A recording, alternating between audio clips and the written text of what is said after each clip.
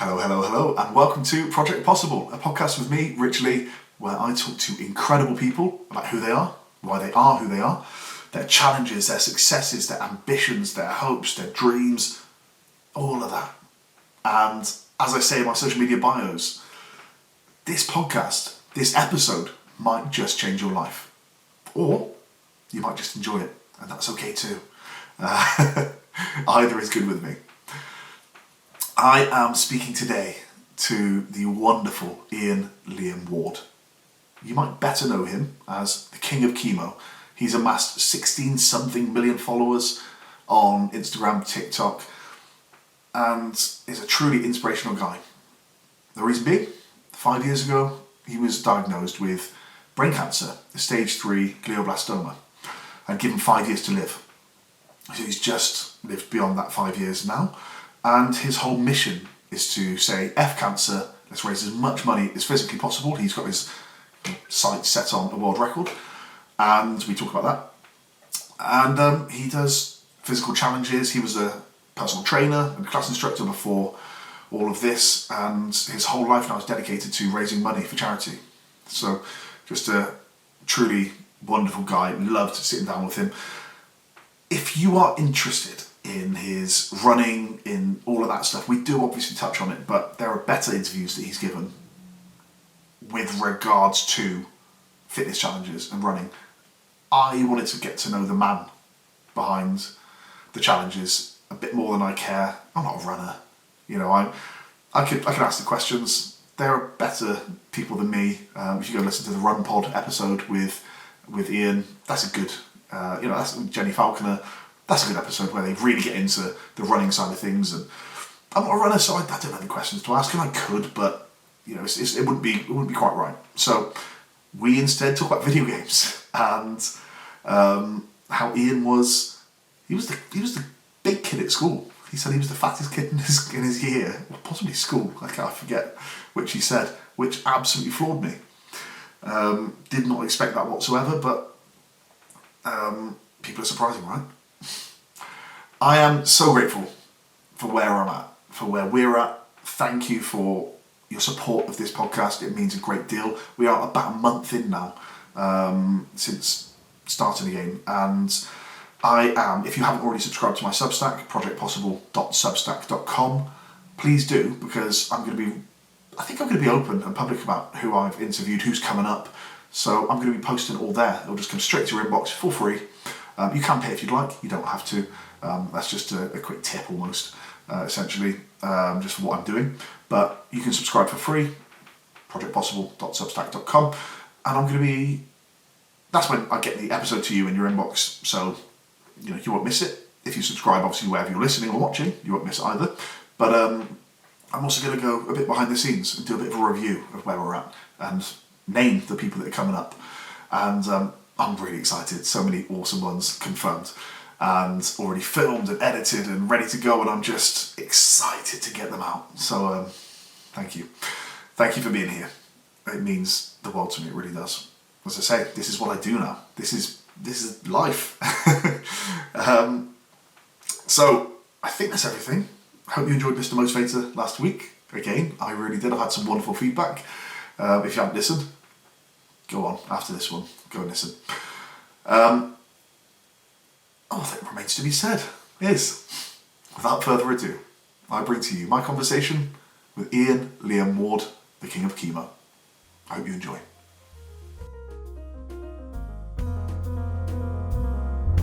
On the social media front, did you feel like you had to learn that? Oh, yeah, 100%. You started with video game streaming. I was making a YouTube account just for playing video games with the sort of... We had this thing that we did with my former housemate of mine where we had a video game while at the same time we made a cocktail and we listened to a particular album just because it was... So you're trying to theme it? Yeah, well, it wasn't like... this wasn't a YouTube channel intention until we had one of our friends over. We were like, oh yeah, we're starting this thing now. We have this like little... We roll a dice and then we just kind of... That decides what game and what cocktail and etc. And one of our friends just like... What are you doing here, lads? It's just like, are you starting up a YouTube channel or something? And my housemate Bren was like, no. And then I was like, Maybe, yeah. I suppose it is actually sort of. So this was when? So were you 30 or was this before? I think we might have started doing it just before I was 30. So this is when like PewDiePie's in the news for being like, you know, for making tons of cash, and you know, it's like it's very well known that if you do this well, then there's an audience that lives there, right? Oh yeah, I mean, like there's like all the social media people that are like huge. We're still like kind of big there, but I didn't want to do it as a way of like I am going to become like a really big YouTuber. For me, it was just kind of like, wouldn't it be cool to like play video games and make a small amount of money from that? So like I never thought that it would be a career. It was what sort of games were you playing? Oh, licorice, all sorts. That was the whole sort of concept of the posters were like, you know, 100 games to play before you die, and then it was like 100 cocktails to drink, 100 albums to listen to, and it was just like they were like bucket list posters. And then so it was like, let's try and go through all these video games, because I mean, like when you kind of think about it, there's like games that, you know, people talk about or are just kind of known in the sphere of the world that you never played, and it's like, oh, I should go and play Zelda. I mean, like, I know a lot, like, I grew up on a PlayStation, so, like, we didn't go the Nintendo way. I had a SNES, so, like, you know, some of the games from that console, but it's almost like you feel like you're cheating. I remember when I was young, I was like, you know, like, somebody playing an N64. I was like, I don't want to know. I've got no interest at all, you know. I'm here with my Tomb Raider. I'm here with my Final Fantasy 7. Thank you very much. Yeah. You know, I'm like, hey, GoldenEye, keep it. Oh, I still played GoldenEye because one of my friends just had that as a game. I did actually try playing it again about a couple of years ago. Yeah. Because you know, when you go around a friend's house and you play it, I found it really unplayable. I don't know why. It's because like you play Warzone or whatever now, and it's so very different. Like obviously the N64 controller is an abomination. Yeah. I know some people will want to fight me for saying that, but I hate it's a hill I'll die on. It's an awful like it has bloody three thing. fucking like handles. Yeah. So like you want to press another button, you have to like change your hand all the way off. No idea what they were doing. No idea what they were thinking. But so you grew up on PlayStation. What kind of stuff were you playing? At the moment, like Warzone, particularly over COVID, like I have a strong theory that it actually saved lives just because it's incredibly social. You wouldn't think about it, but like there was so many people who were able to keep in touch with their friends over just playing the sort it's almost like when do you remember the quizzes that we'd do? Do you remember like you get your friends together and you do those? And it was just kind of like, ugh. Yeah. So I mean, I enjoyed the first one or two, but almost like gaming gives you a reason to be in that same space without it just being like, let's, you know, get off our face on camera together, which basically is what a couple of times it was for me. I remember we didn't have anything else in but an orange gin, and it was shotting. So like it was orange gin. And is that Cointreau? No, Cointreau's the orange flake liqueur, but it's just like gin, but like, and honestly, it turned me away from it for like for years. You know how like sometimes you have those drinks, those nights where I once went out when I was 18. I didn't have any money, and my mate went, "I'll pay for you for the night if you come out." I said, "All right." He said, "But I'm choosing the drinks." I went, "Right." And what's that? Gin shots. Absinthe. Oh, absinthe from like 8 p.m. And I was in a world, so I haven't touched it since. Just like in a world of pain. And I told him I'm getting back one day, and I still will. But it's that silliness, and you know, you have those drinks. It just you think, I don't want anything to do with that anymore. Yeah, that was the first time that I like properly drank. It was Hennessy and white rum. I mean, that sounds like hip hop cool, right? You're like, yeah, we're drinking Hennessy. Yeah, I suppose, and rum.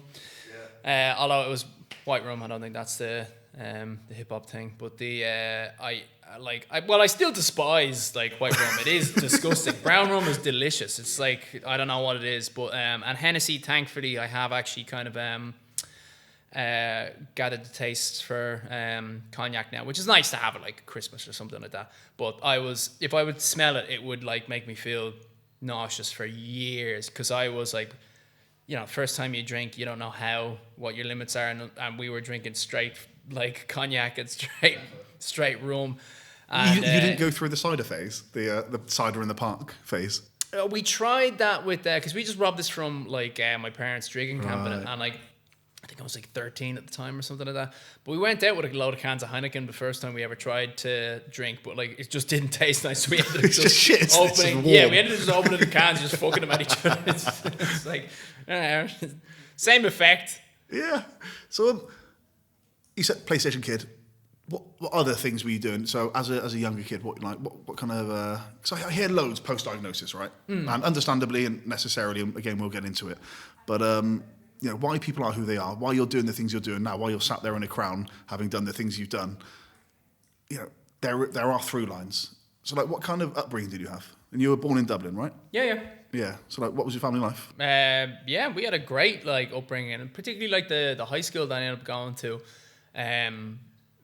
You'd hear like, you know, sort of American television going on about like, you know, how often they're bullied and that sort of stuff, and it never dawned on me. But like, I was just there with my friends being like, is there bullying going on in our school? Like, it seems like it's just the default for American kids to just go up through high school and just like it's a nightmare in there. And I only realized like after I left Ireland, where it's like our schools in Ireland are just way smaller. Like the entire school with 6 different years, and you'd come in at age, I think 12 to 18. So those 6 years, and in Mount Temple, the population was like 700 for the entire school. Wow. And it's like, in America, that would be like 1 year. And so with that, I think it's when it's so small, it's almost like it not prevents the bullying, but it just kind of cuts it out. There's the whole thing, you don't have to fight to kind of claim your identity so much. Yeah, you know, that might have been it. You know, you're like, oh, you're the musical one, or, you know, among the musical ones, or the drama kids, or the whatever. What were you? Were you sporty? Yeah, but again, like Mount Temple, there was like, we didn't sort of categorize ourselves a huge amount. There was like kind of groups of friends, but like we'd all go to each other's house parties and stuff like that anyway. And then the same thing where it's like loads of the lads that would have been like yes, you're a bit of a music nerd, but they'd still play like rugby. There really wasn't like categorized too much. It was just kind of everybody had their own hobbies. So like, yeah, I suppose bit of rugby, bit of music. So you just dabble, like you get into a bit of everything. Yeah, it was a great school like that.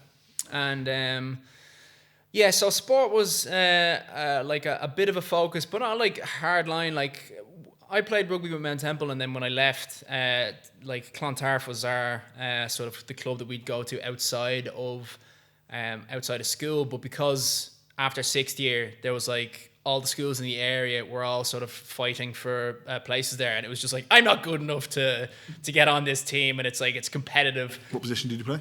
I was a second row. I started off as a prop just because I was big and fat when I was a kid, and then you were big and fat when you were a kid. I was the fattest kid in the school. Until when? 3rd year, and lots of people like to try and say like, oh yeah, that's because you were you hit puberty and you got tall. It's like, no, it's not. It's because I went on the Atkins diet, and I was on that for months. So 3rd year is what, year 9? Pardon? Is that like year 9 in the UK? So like you're like 14, 15? 14, yeah, in and around that age. And yeah, so at 16, I was a lot like fucking thinner. Yeah, more sort of my physique. Parents talk about it, and they're like, oh, you'll stretch out. It's like, you know, you've got to do something about it. Yeah. You know? Stretching out is, you don't. No, of course you don't. I mean, my youngest brother, who I mentioned earlier, he was exactly the same, big kid, until I started training him. I qualified as a personal trainer, and he was my project, you know. So we worked on it, and you know, changed habits, changed, you know, a lot about it. And you know, he literally went back one summer, half the size he was, and it did so much for him, so much, like, you know, that self-esteem change. So you went on the Atkins diet. Yeah, that was pretty much the main sort of focus of it. And now it's like the Atkins diet is. I'm trying to remember what were the hallmarks in the Atkins diet. Oh, it's still like a diet now. It's just a ketogenic diet. It's just called the Atkins diet, and they didn't quite understand what the concept was. They had like it was put down as kind of unscientific and a lot of babble, which in some ways it was, because it was saying it was working for reasons that it wasn't. And it was like, no, it's working. It's a calorie deficit. Yeah, it was a calorie deficit, but it was also because like it was a way of getting rid of the feeling of satiation. So like, you know, when you're on a high fat diet, you're less likely to have the sort of the food cravings, the hunger cravings, and the hunger pangs and that sort of stuff. Whereas like bread, eat a pizza, and it's like you're hungrier afterwards. It's like carbohydrates are kind of like that, and so that's just we followed that. And then the same thing with like Why did you go on it? Because I was fat. Because I was like obese. Seriously obese. How big are we talking? Yeah, like I can't remember the exact sort of like numbers now, just because I used to weigh myself in stone, and What's the biggest you think you got? Again, it wouldn't be an accurate way of depicting it. I have 13 in my head, but I wouldn't like write that down in an autobiography or whatever. Right. But like you can see in photos of me, I am clearly plump. Did it impact you psychologically? I suppose like a small amount, but I was like cutting off all the weight kind of in around the time that I was like hitting puberty and getting more interested in girls anyway. So like I didn't have the rejection stage of... Yeah, I didn't have a huge amount of that because I wasn't like going out there and seeking girls that much. And then like, puberty hit and it's like, obviously things change in a heartbeat. But at that stage, I had lost shitloads of the weight. Yeah. Like so much so that we had school speeches for every year that we did. So we had like one of the when we graduated, we had like someone as well allocated. It's like, here, you do first year, and you do second year. And I got mentioned in every single one of the speeches, not because I was like mega popular in school, but it was just kind of like, first year, do you remember we were doing this? Do you remember we were doing this? Do you remember Iain Ward was fat? And like that was like, obviously people hadn't like shared their speeches with everybody else, because it was like, oh shit, I've made that same joke in my one as well. And so they all had the same joke up until like third year. It's like, third year, do you remember third year? Do you remember Iain Ward lost loads of weight? And then it's like that same sort of thing. And it was like it was very funny to have that as a through line all the way up to sixth year.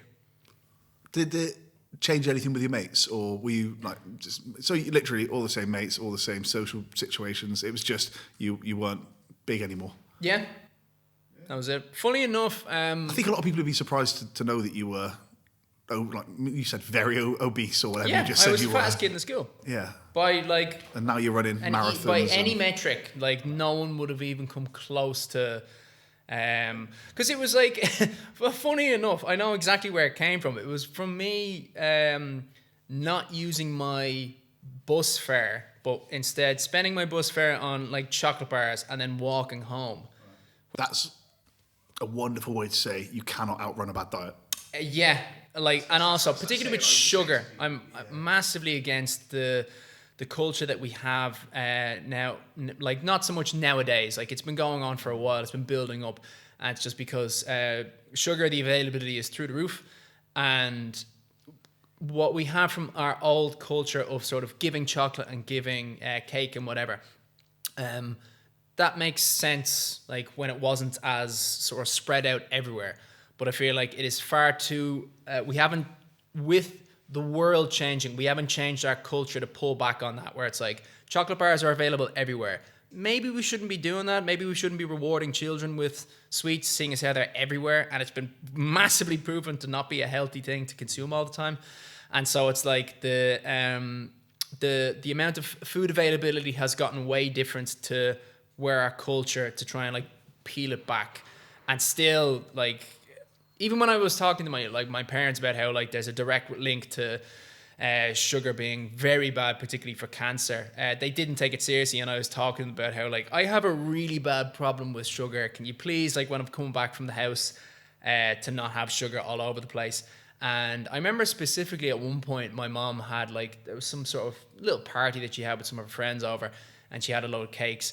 And I remember she kind of like mocked me about kind of like, oh, I hope you don't mind, we only have the cake for one day. And like, and I remember thinking like I wasn't going to make a big deal about it in the scenario, but like this is like, you do realize you're making fun of an addiction that I have that is directly, tons of research about it's directly related to be a negative effect on Cancer. It just wasn't the education, was there? I think. What's your sibling situation? Oh, just one. One, just you. Oh, No, just I said like one sibling, one brother. One brother, older, younger. Older. Was he overweight as well? No. Oh, really? Skinny as a rake. Really? Okay, so I bet that was always a comparison, right? Not really. We didn't really have that kind of a relationship because also like Jack wasn't particularly into sport. He played a lot of football. He's very into his health now. I think that's just kind of. I guess I'm listening to the Humour podcast a lot, and he's just sort of paying attention to it more. But so I just think that just wasn't necessarily the education. And Pop-Tarts are a thing. It's like, here, have a load of sugar. Yeah. Just in again, you talk about American media. It's like, you see them eating Pop-Tarts for breakfast. I want that. I want a can of Coke for breakfast. And it's just like the done thing. And it was, you think about 80s, 90s in terms of the ad insertions, and it was always like this. It was like Coca-Cola, yeah. And like all like what those bloody Lucky Charms and things like that. It's like, I want those. God. I went over to America a couple of years ago, and I thought I'm going to try all the cereals and all like the chocolate and all that sort of stuff, and like kind of I'll do this once, and like in a way it was nice to do, where it's like the cravings are just not there. It is awful. Like the Fruit Loops, I remember in particular, they have this weird like lemony, like the amount of sugar is terrifying. And it's like, you give this to your kids? Have you not tasted it yourselves? Like, I went to Washington State, so like Northwest, beautiful, absolutely stunning around there. And I was done with burgers, man. I was done, like, because that's all like diners and everything. That's what you get, and you got burgers everywhere. I was like, can I just have a chicken salad? And it came out with so much cheese on it. It was like more cheese than salad. Yeah. And I saw the guy that had created it, and like big guy, like a real big guy, like just like his apron looked like leather faces, like from like Texas Chainsaw Massacre. It's just like grim. And I was like, this is what you think is healthy. I was like, cool. Now we're on the same. Right, I know that you think, I've just. Bloody hell, you wouldn't believe it. I just had an English guy, and I had to serve him the healthiest meal, Yeah, it's something that I was aware of a little bit, but I kind of thought in my mind where it's like, when the Americans say that they can't like sort of afford a healthy diet, like they're just kind of making excuses. It's like a bit lazy or whatever. And then when I went over and I did like a sort of a road trip in America. It made me realize, oh no, they're not making that up. It is actually incredibly difficult to eat healthy over there. It's way more expensive. It's more expensive, it's expensive over here too, So. In a way, like I think by a comparison, I think you could still eat a healthy diet over here. It is cheaper in some ways to like, buy cookies or whatever. But if you go into Tesco, you can get vegetables and like, a decent amount of, chicken or meat for under a tenner. So in a way, like, I think in terms of how healthy it is for budget, I think it's significantly easier to do it in Ireland and the UK. There's still sort of difficulties for some people when like the finances are very low, but in America it's way harder, way harder. So you were a bigger kid, were you playing lots of video games then? Yeah. No, I think I had one sort of phase in my life where I didn't play video games because I was once the Xbox 360 kind of had the easy way to do live video games or online video games, and I can't remember. I think it was Warzone, or not Warzone. Sure, it was just Modern Warfare, the fourth one, and I just played that like an insane amount, and then the Xbox broke. And then the red light of death or whatever they call it. Yeah. And thankfully, that's a blessing, was it? It was. Yeah, it was quite the sort of the wake up call, because it was one, I was too lazy to like get it returned to Microsoft and have it brought back, so I tried to fix it myself. And then with that, I broke the warranty. Right. And so it's like, all right, well, you don't have a job. And you're not in university anymore. And it was kind of like this wake up call of like, what have you been doing with your life for the past 8 months? And it was just like, you've been doing nothing. So I think that's when I started running, and I think I then got the Xbox repaired, and I remember just being like, this is nothing. Yeah, it kind of like it does become a time sink. I mean, I would say I played a ton of Red Dead 2 since February, since my brother passed away. and it has been the best thing to throw yourself into because it's the most immersive and incredible world. Yeah. And literally, I just say to my partner, I'm like, I'm going to be a cowboy for a few hours. And if I was to tell you the number of hours, I've just 100%ed it. Oh yeah. Now, I've never 100%ed a game in my Wow, life. that's a big one. That's it. That's what my son said. He was like, okay, you've never 100%ed a game in your life, but you chose Red Dead 2. And I was like, yeah. It's like, you played it? Yeah. No, it's great. It's phenomenal. When you 100%ed it and you're fishing and, and I'm playing it and my partner comes in, she's taking the piss out of me. She's like, fishing again, are you? I'm like, this is really hard. This is meaning. Yeah, same sort of thing where it's like, did you ever play Fallout or Skyrim? Yeah, I've played Fallout, yeah. Yeah, so it's like, I think Skyrim almost has more to, like, I think I didn't want to let crafting. myself get into Skyrim. I think that's the thing, because I was like, oh, I know what I can be like. So, I think, I heard Skyrim was just that much bigger and that much more to do. Yeah, it's like I can't remember who it was. One of my friends came in, and I think it was like it was Brent, so he's a gamer as well, and he was like, what are you doing? And it's like, I'm just like doing this sort of stuff. Oh yeah, cool. And he went off, like came back in like 3 hours later or whatever. It's like, are you still making armor? It's like, it's dragon armor. And it's like, never mind, like, have you even gone out of like the village? Have you actually used it? No, that's not what it's about. Yeah. I don't care about that. It's about making the best armor. And it's like, I'll go out and I'll use it later.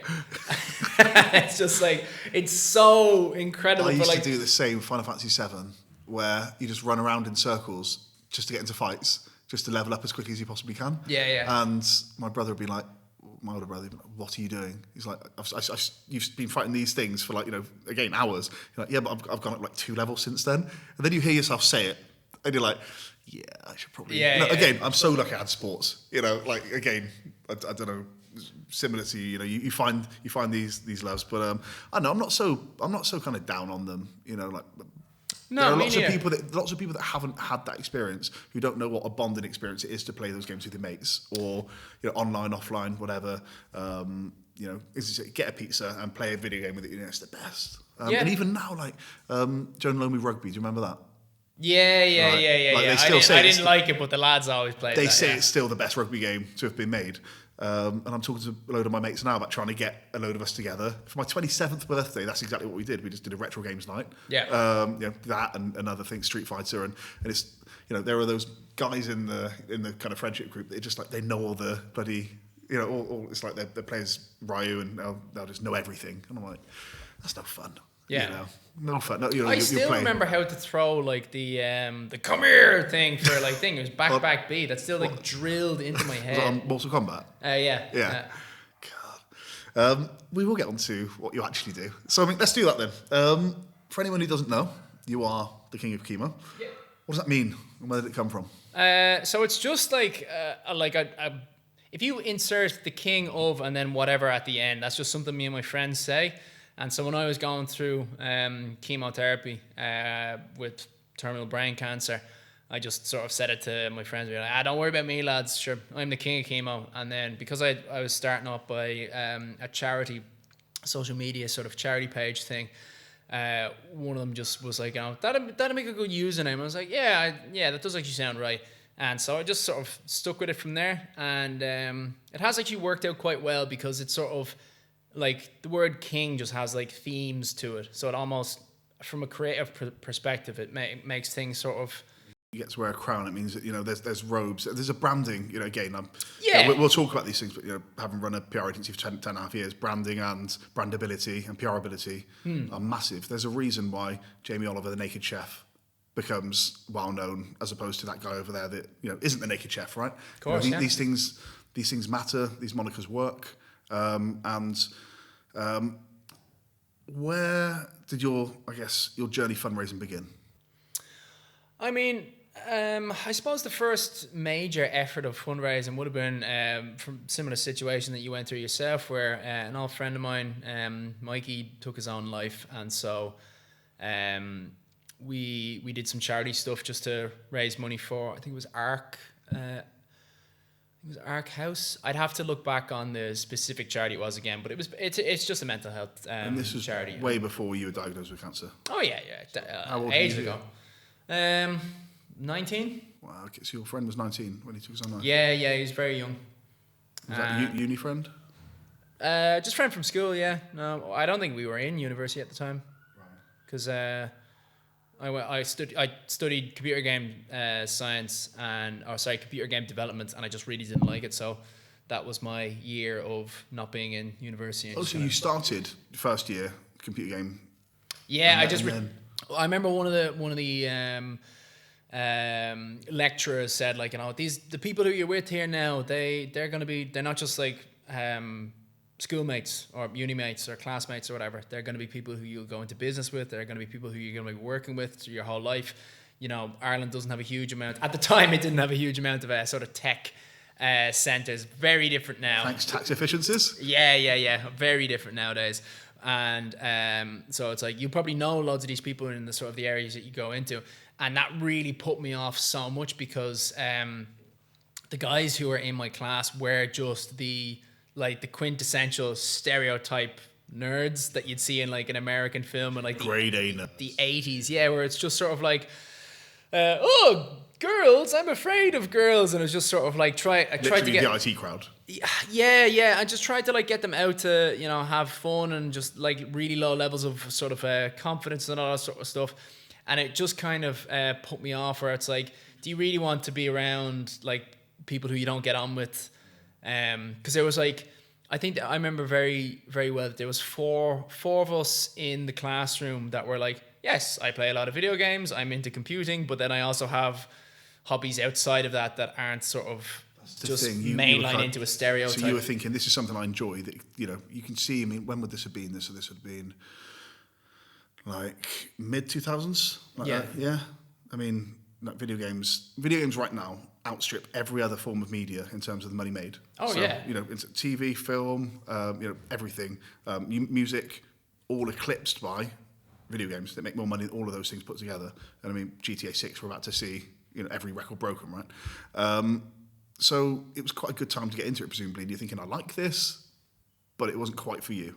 Well, it was kind of I kind of predicted that the environment that I was going to be in was not going to be something that I would enjoy, because it was just kind of like, who are your peers going to be?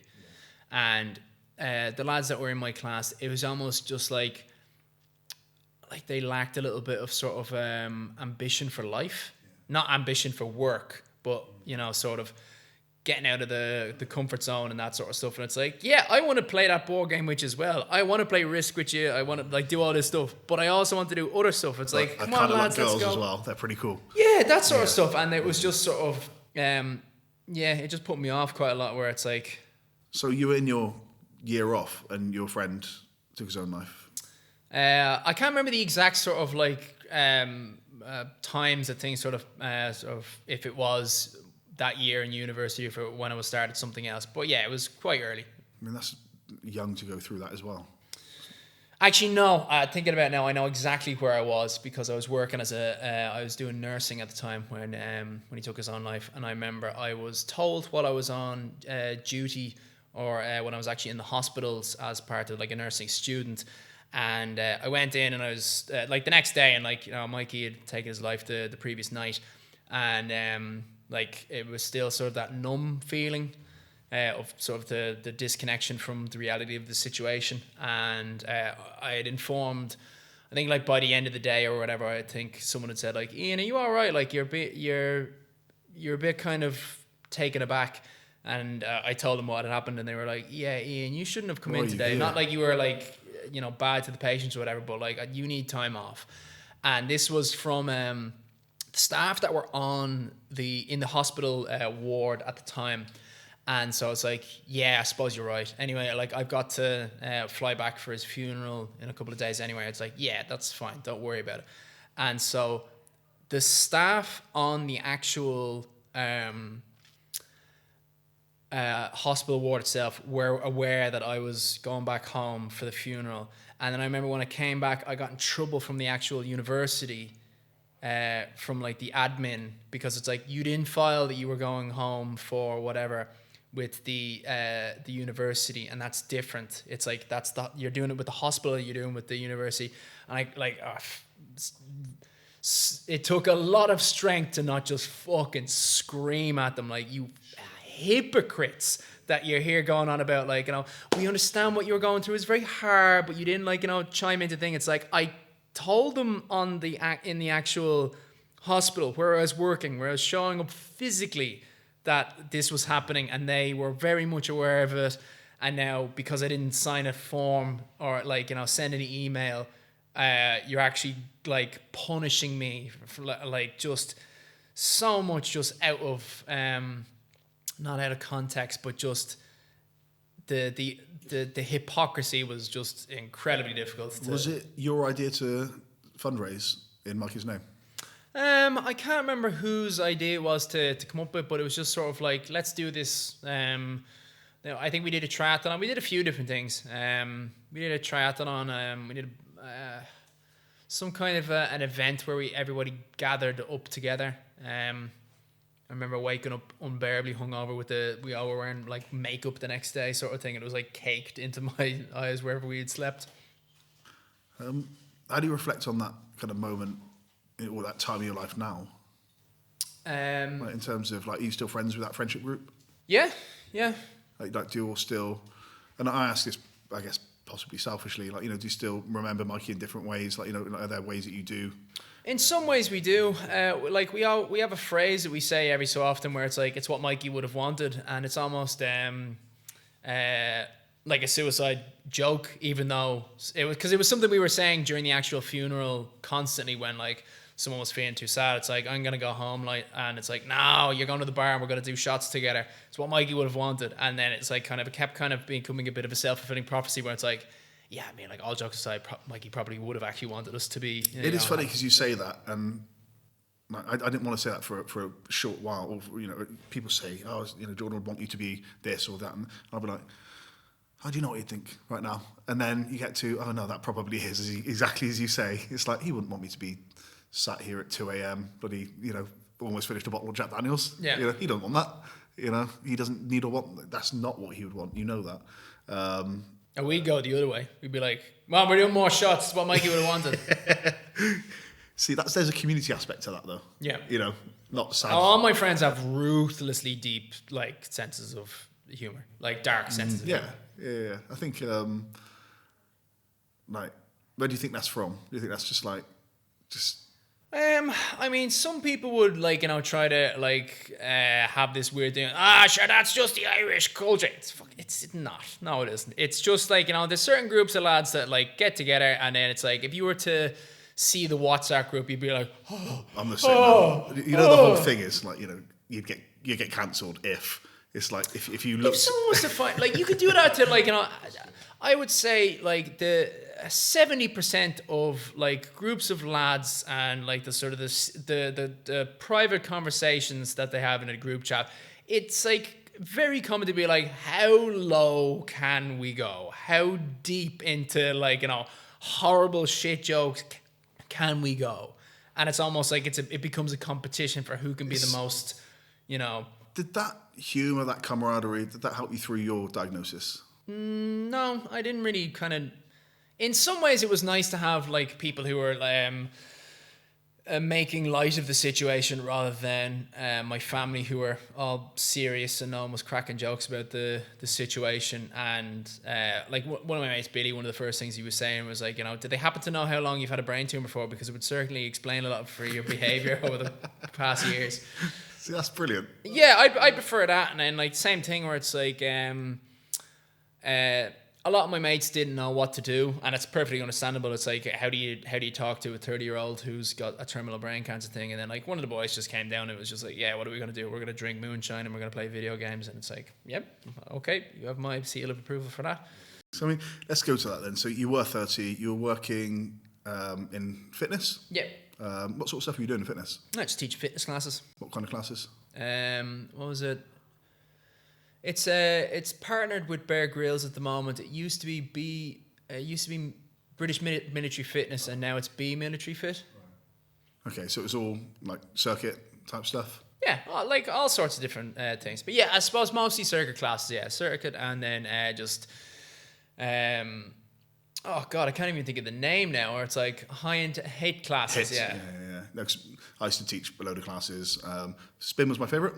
Do you ever teach Really? spin? I hated Mate, spin. I thought I would, and they were like, Richard teaching spin, and I was like, oh god, set me off. Now on a go course. faster. Now turn one up, turn one down. Now go slower. It's There's how you 4 say- settings. I don't know. I think a good spin class. You know, I'd like to think I was good at it. You know, I think it's brilliant. Like my first, so I practiced. I did loads. You taught some. Yeah, lads, yeah. So you know, I practiced loads. You know, with the music timings and all that, and you're thinking, yeah, you know, this is perfect for this. You know, for that climb and all that. What I didn't realise, obviously, is you're then on the mic.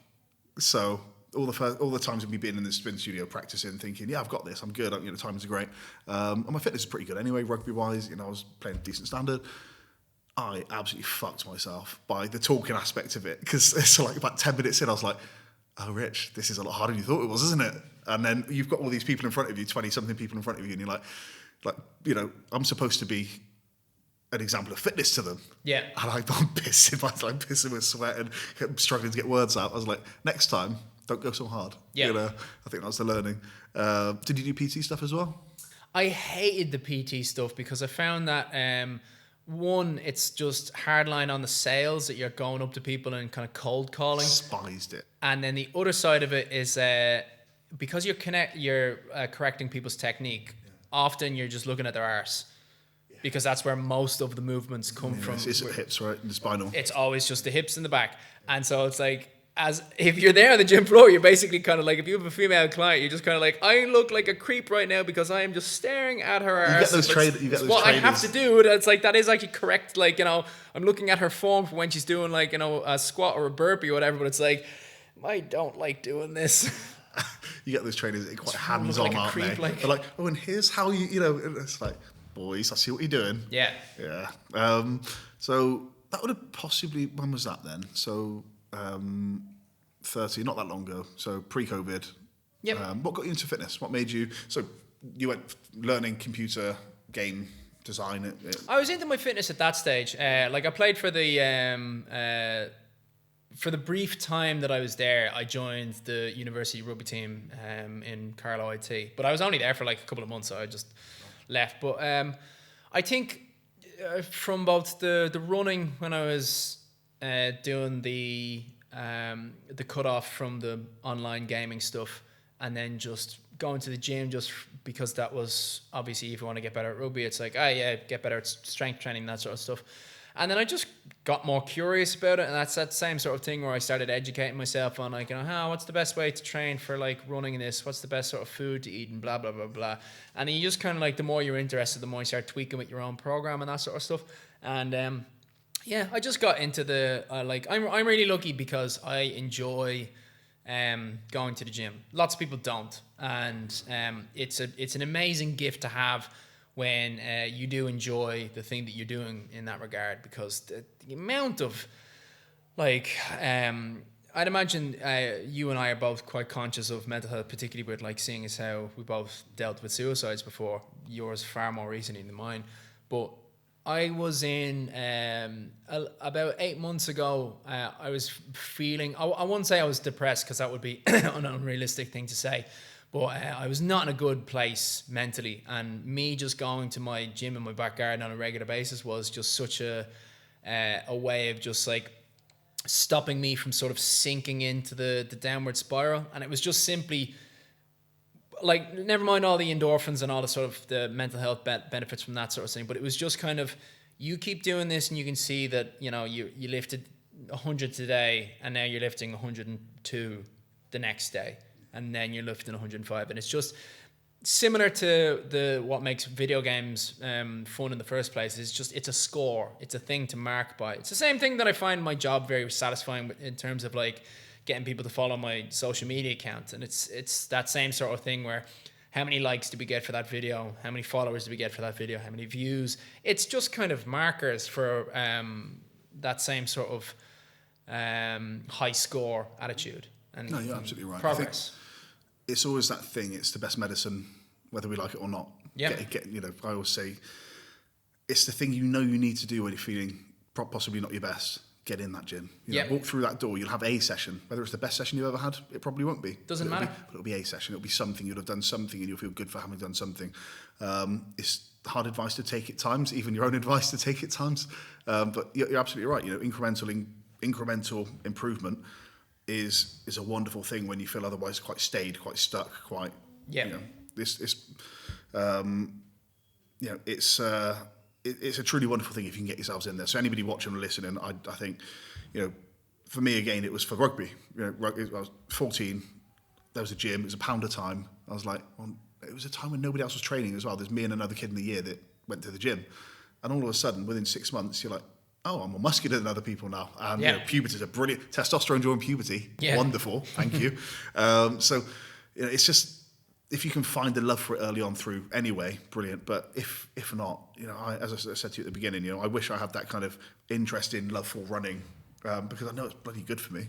It's just, would I sooner would I sooner go over there and shoulder press or, go and do 5K when I'm shoulder pressing, thanks, because I know I'm bloody good at it. That's the thing that I enjoy, but I also need to do that.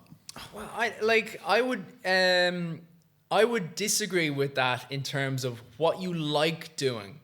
Do that, because you'll keep doing it. If you don't like running, you're gonna do it for 3 weeks, and then you'll be like, maybe tomorrow, and then it's then you just get out of the consistency. But if you enjoy something and you do it consistently, that's the most important thing, because it just often I think you probably have the same sort of situation where you're in a really shit mood and you haven't gone to the gym, and then a couple of days pass and you say to yourself, just if you work out, you'll feel better. And then on the days where you do actually have the get up and go to the gym, and it doesn't matter how many years you've known this knowledge, it's it's still it's a surprise afterwards where you're walking out of the gym, it's that's all it took. That's all it took, and now I feel better. It's you've been doing this for fucking 2 decades. How do you, why do you still have the doubt that it won't work? It's so weird. It's right. My fucking job. I've studied it. I don't have my degree in sports science, I've been paid to tell people this. I studied this stuff, and I still doubt that it will work, even though every single time, without exception, it always works. You will always feel way better walking out of the gym. Yeah. Always. Always. Unless you break your leg or something. Well, that's the thing. Injury, notwithstanding. But I try and find team sport things to 5-a-side or, recently I thought it was 5-a-side. It turned out to be 9-a-side. I realised quite quickly how bad my fitness was when football I was or rugby? Football, when I was like, oh boys, I'd love to play a bit of 5-a-side, and they're like, oh yeah, it's a few more than that. I was like, okay, 6-a-side. It was nope, almost full pitch. Yeah. And I was like, brilliant. But I love that. 5-a-side football, I really like. I'm not good at football. I don't really like it as well. But 5-a-side, there is something really good fun, and it brings you together really well. Yeah. I can hold my own in 5-a-side. I've got zero skill, but I can kind of plonk myself somewhere near the goal, and maybe out of 10 shots, right? Out of 10 shots, I'm scoring 1 maybe. Yeah. I love that, and just any team sport, anything like basketball or any rugby. But I think I've got a similar situation to you. You've got a bit of dodgy knee at the minute, have you? A little bit, but that's something that was really good about doing the 32 counties thing. Yesterday I literally did a video just kind of on the good stuff and the bad stuff. It was unfortunately we weren't able to do what we were aiming for in terms of the live streaming thing, just because signal in rural Ireland is just really poor, and there's no way to kind of fully understand how bad it is until you're out there. However, that's a short-term upset. Long-term, I'm so glad I did it, because it's just in good condition. It's just in fine condition. So it really helped. Yeah. In some ways, I think it actually improved my knee, because I was walking with heavy weight, and I reckon that strengthened the stability muscles in and around the knee. But then also the physios that are I was adhering a lot more strict to what their fitness advice was. And it was just I call it a slow-mo sprint, but it's basically just this one exercise seems to have just completely solved the scenario. And it's just you stand on one foot, you bring the other knee up, and then you bring the other knee down, and you strengthen out the back. So if you were to you're standing still, but it kind of just looks like the motion of a sprint, but you're just doing it super. Have you seen that comedian that does the slow-mo celebration? The football celebration. Yes. It sounds very similar to what you're saying there, where he's like, yeah. Who is I it? can't Lee remember his Mack? name. No, it's Blomkid. I forget his name now, and I feel bad for doing so, but yeah, it's absolutely brilliant. It sounds very much like what you just I saying know there. the bit. I know It's exactly really what good. you're talking about. I've seen that Really one good. myself. It's brilliant. Really good. So you went into the scan. Let's get to the diagnosis. You went Sure. into the scan having no idea. 'Cause this was a trial. Right? Medical trial, A yeah. medical trial, so you're getting paid. Is it good cash? Yeah, for what you do, it's brilliant. I would highly advise anybody who's listening to this to look into medical trials and just sign up for them. And what they do is it's not like, hey, use my body, okay, in you come. You have to sign up, and then when there's a trial that suits you, because they might be looking for people who smoke. They might be looking for people who have smoked but don't smoke anymore. The medical trials, they're specific. But and then also it's like you have to have the time for their thing, so it only fits to certain people. And so I was doing, I'd say on average maybe 1.2 a year, so not a lot. And then it was by one of the rules with medical trials is you have to wait 3 months until you can do another one, because obviously the first one could affect the second one. So they have to have a time almost to make you into what's called a control. So like a blank slate. And for the first time, I had done one 3 months ago, which I had never done before. They'd never been so close to each other.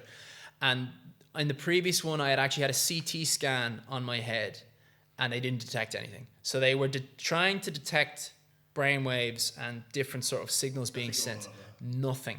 Yeah, and it looked like it kind of looked like a scrum cap. So it wasn't invasive where it's like they got into the skull, but it was like they were literally doing tests on my brain and they didn't detect anything. Then when I was applying, doing the medical scans beforehand, because they have to make sure you're perfectly healthy before you go into this for this exact reason. And I did an MRI on the head, and they were like, "You've got what seems to be a benign tumor in there." And my first reaction was like, can I still do the trial? They were like, no. This is, we don't want to scare you, but yeah, this is a serious medical condition.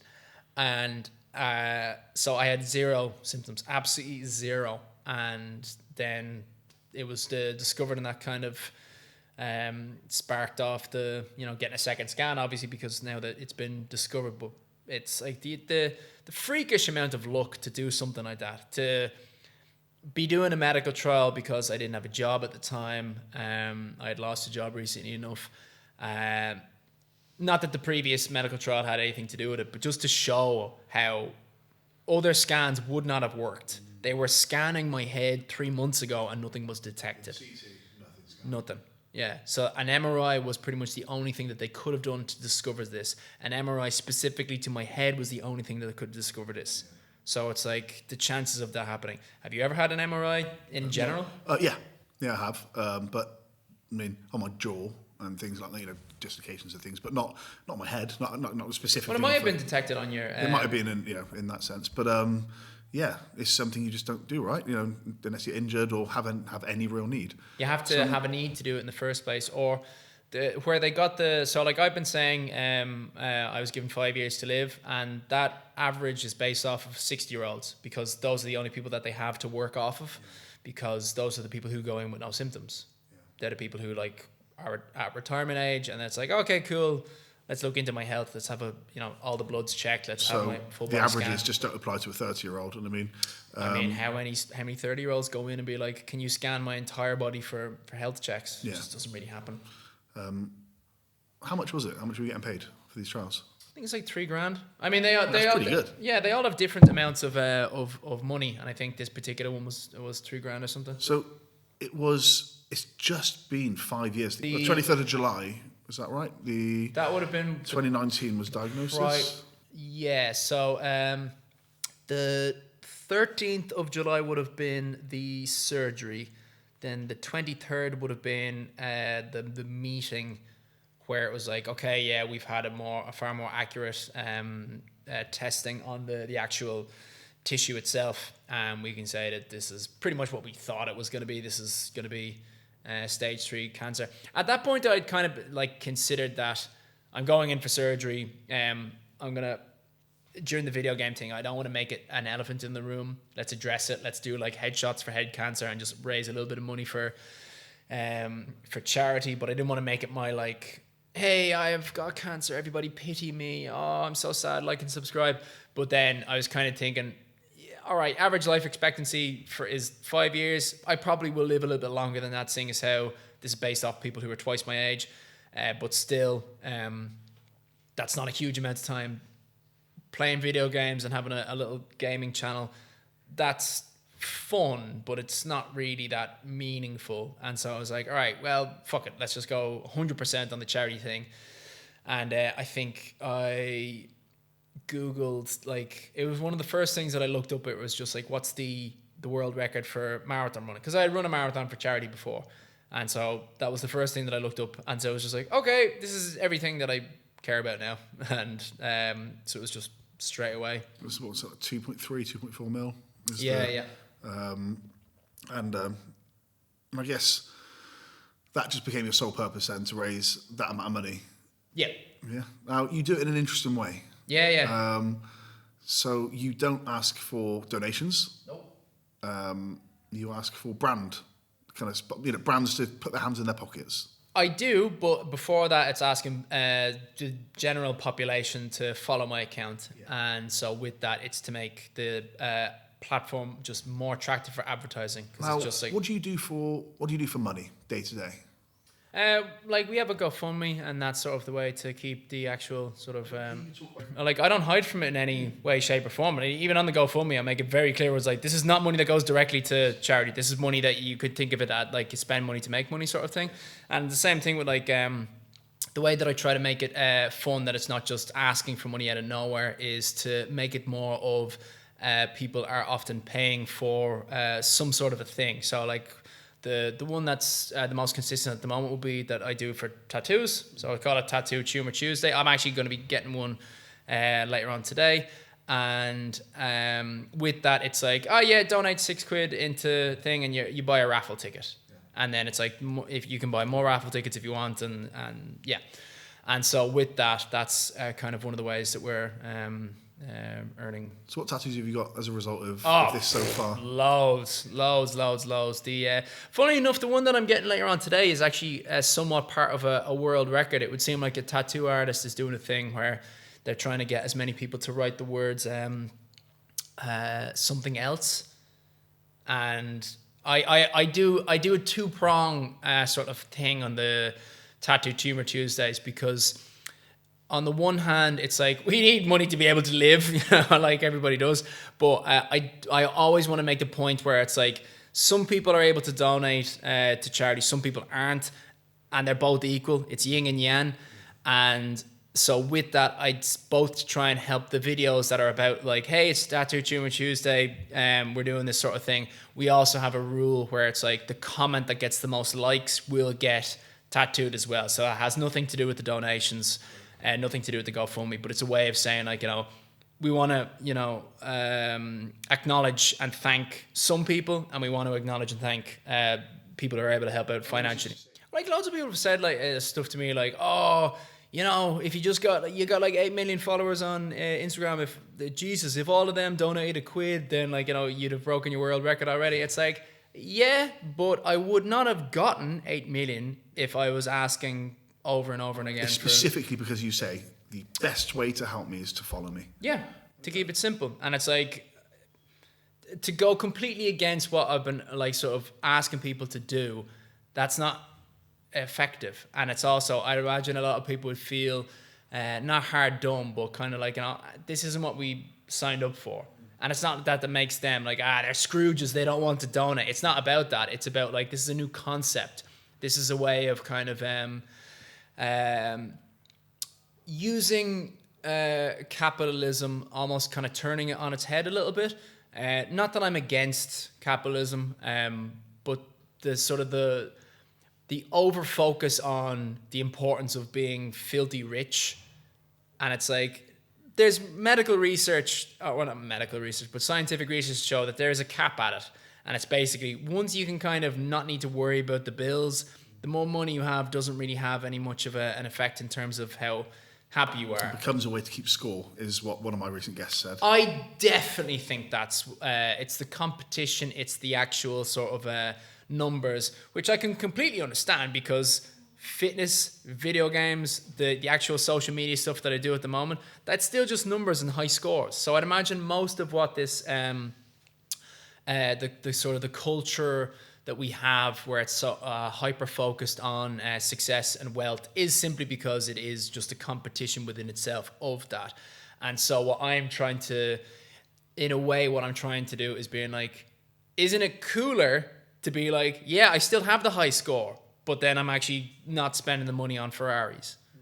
And you still have the satisfaction of, yes, I've like earned this much money. I have access to this much money. So I still have that sort of the high score thing. But then it's like, what did you spend it on?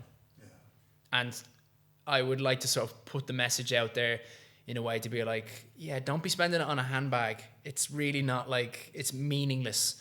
Whereas you can help someone not die. And even if you want to look at it from the purely selfish reasons, if that is, never mind any kind of, you want to help people out.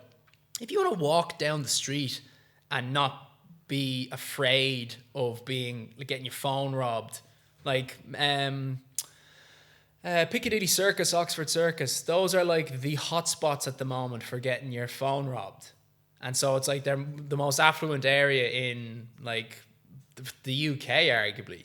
And you've got to walk around with your phone like this. And it's like, you could actually, if you sort of, obviously it's not just one person, but if everybody bought like less diamond rings and sort of put them into community centers, like where we're in right now, and just made it easier for there to be less of a financial divide between people, you could walk the streets and not be as afraid. People wouldn't be as angry with each other as like the world is now. Like the level, obviously it's not just about the finances, but with how much people are divided with one another. Social media is not helping with that. It's just so easy to just spread out negative shite that people will just sort of grip onto and just be like, yeah, them people, they're doing all this stuff to us. And it's like, one of the ways to sort of get rid of that, I would think, is to simply just even out the division of wealth as it is. Interestingly, I think you might enjoy the chat with a guy called Dr. Luke Kemp. He's the head of research at the Centre of Existential Risk. Basically, existential risk is anything that is, that sees our demise, collectively as humanity. He studied civilizations, Rome, Mesopotamia, the dynasties in China, all these empires. And he said the single most obvious and definite indicator of the potential or the impending collapse of a civilization is inequality. Yeah. And he said you can literally see it, you can study it, and he gave percentages as to Rome when it was at its absolute worst. Inequality was like the richest X% were this, and it doesn't sound so dissimilar from where we are today. So where you say that it's not just finance that there's this social unrest today about.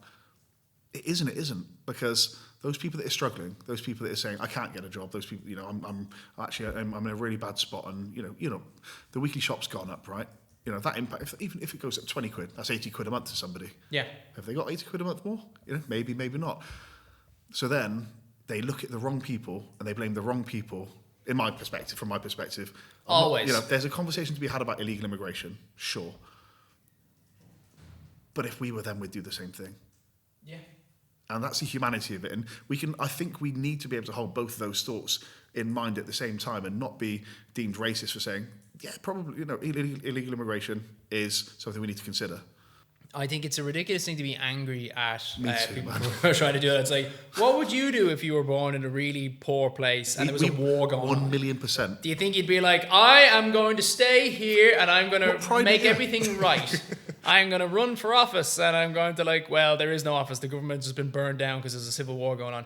I'm not going to immigrate because I'm a patriot and I'm going to stand in my own nation. And I understand the unrest. I understand the unhappiness. I just think that we need to be looking at taxing billionaires and the companies. That's the root of the problem. And the companies that, and I know we're going off on a slight tangent here, but it all comes back to giving, right? And our ability to give and our ability to be charitable and socially conscious. The fact that Facebook and Google and insert company here can hide in Dublin and work here and not pay tax here, and some of these big companies have these HQs that mean that they don't have to pay the billions of pounds in tax that they owe. That person over there that's struggling and gets an extra X pounds of benefits a week, are you going to kick them while they're down, or should we say, hey, people, corporations over here, maybe pay your fair share? And I don't think this is me being all, I'm no great financial mind, but I've run companies. I know what it's like to be in that middle bit where everybody thinks you're doing so well and rich. It's like when national insurance contributions went up in the last budget. That was an enormous amount of money that I then had to find out of our company's profit that would have previously gone on employing new people or pay rises. But no, all of a sudden I've got to find tens of thousands of pounds more, and some of my friends, hundreds of thousands of pounds more out of our margins. And it's like you're squeezing the people that employ the most people in the country. Yeah. Rather than trying to go after your mates over here because you've got some dodgy deal under the table. So anyway, we could talk about that all day long, but it does come back to that idea of why people do or can't. It's frustratingly inefficient in my mind. Yeah. It's just like it comes back to,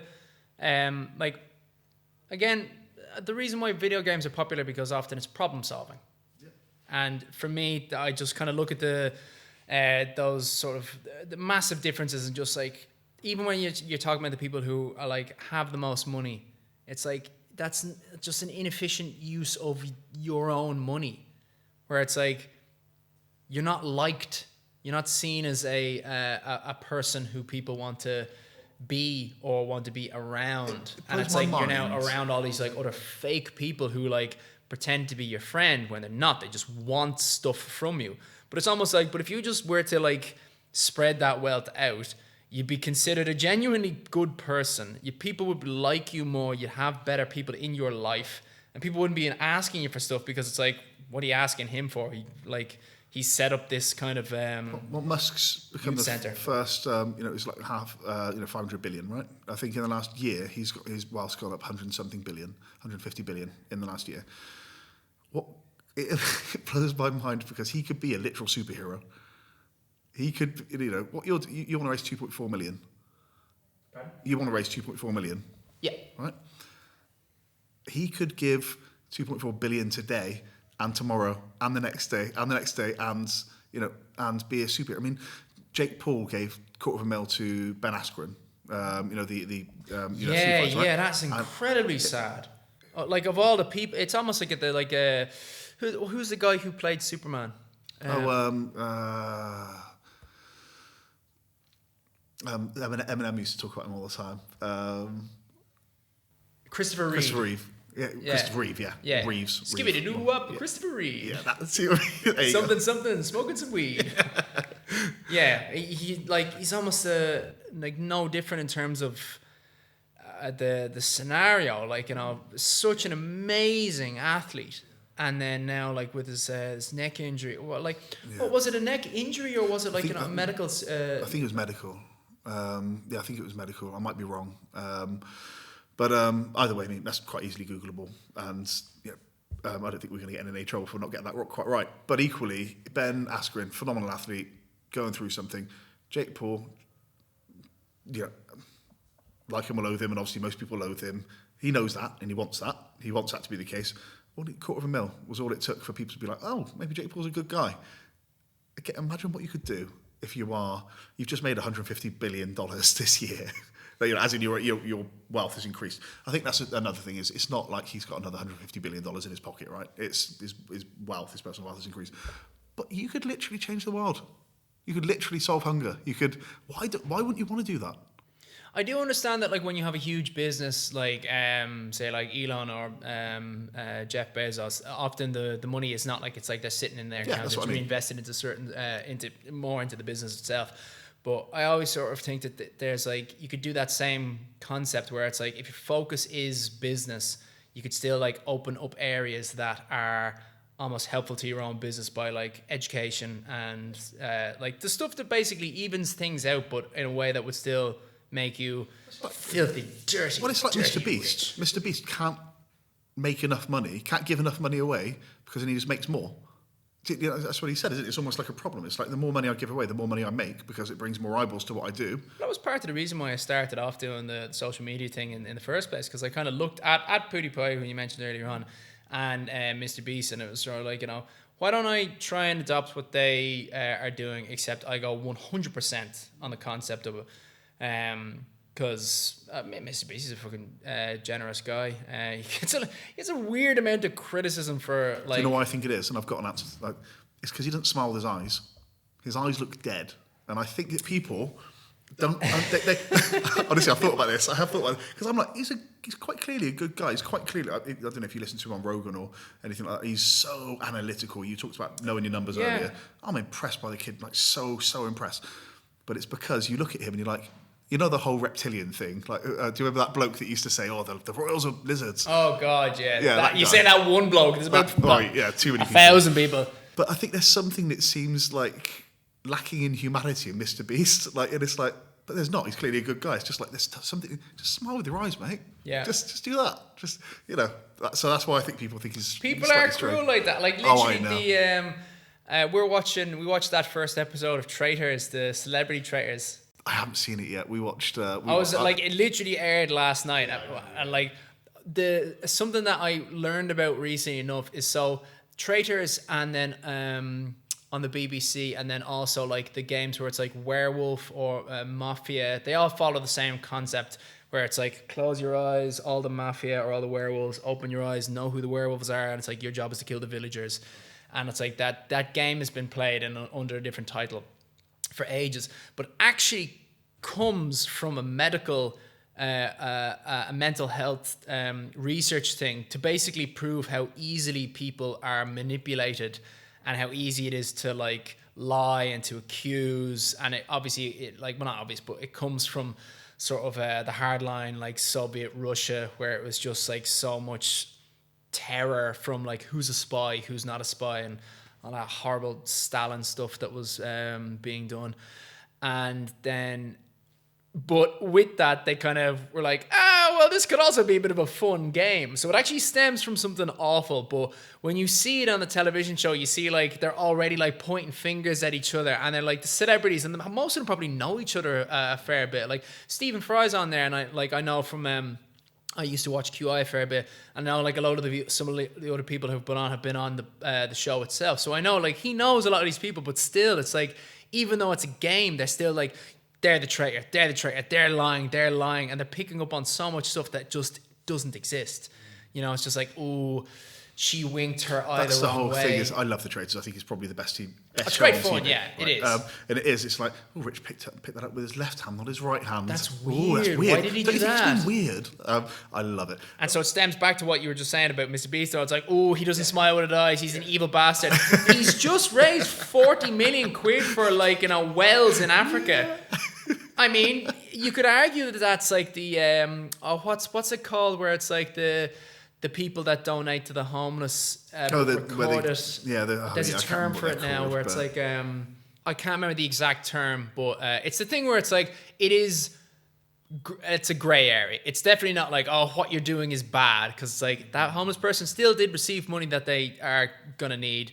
It's just an evolved version of bum fights to me. Do you remember bum fights from when we were kids? Yeah. That bloody awful thing? Yeah. I did a whole art project on it, and I remember thinking, Christ, I can't believe that this exists as a thing. And it was literally paying a homeless guy $10 to pretty much Squid Games, but with less money. Right. And that's all it seems like to me is just, they gave their permission for me to post it. It's like, oh yeah, they're in a position, are they? To not give it? No, not really. On TV, the celebrity type things, I don't know many people better followed than you on social media. You must have had, or have you had, approaches to be on these kind of shows? I had one, but I refused it out of loyalty. I won't talk about the loyalty thing because it didn't end up well, but I was asked to go on to Survivor. Okay. Yeah, that really annoyed me because Great show. Traitors, I love watching it. I don't think I would do it. Why? Because it's like there's so much betrayal in it. You got to love it. If you're a traitor, you got to love it. I would enjoy it if I was playing it with my friends, but I think on television, like what you were saying with Mr. Beast, where it's like how you're portrayed, even if it's a game, I think people could still have this negative association with me where it's like, Ian's a traitor, and then to go outside of that where it's like, hey, follow my account, I give all the money to charity. If they already have a thing in their head where it's like, I know him from Traitors, he was one of the traitors, I don't want to follow his account, he's probably a scam artist, you know? So it's like, I would imagine that like a worry seed would be planted. I feel like there might be like 0.01% of people that thought that, and wouldn't want to risk it. Yeah. Wouldn't want to risk it. Because like some people are like, they do reality TV shows like that, and almost same thing with like a lot of actors. Like I can't remember what his name is. I think it's Jack O'Connor. I can't think of his name perfectly, but he's an Irish actor, and he played King Joffrey. Oh, yes. He got loads of hate in like the streets. Like actual, yeah. And it's like, he's not actually King fucking Joffrey. He's an actor. And arguably, that means that they've done their job so well. Exactly. And he's such a great actor. There's a brilliant video, if you've never seen it, where he reads the same line. He reads it like he's happy, and then he reads it as Joffrey. He's like, you know, what a beautiful day, what an incredible day to be alive, or whatever. And then he reads it as Joffrey, and it is chilling. Yeah. And you're like, what a talent. Oh, he is. But he's going to be A, typecast, and B, as you say, people in the street will look at him and go, oof. It's like, he's probably the nicest guy around. And yeah, he like... Did you watch Game of Thrones, yeah? Oh, yeah, I was addicted to it. It was brilliant. He's also in Batman. Is he? He's in... he's the kid in the first of the Christopher Nolan Batmans, where he's like, none of my friends will believe I saw Batman. And then, like, with his little American accent.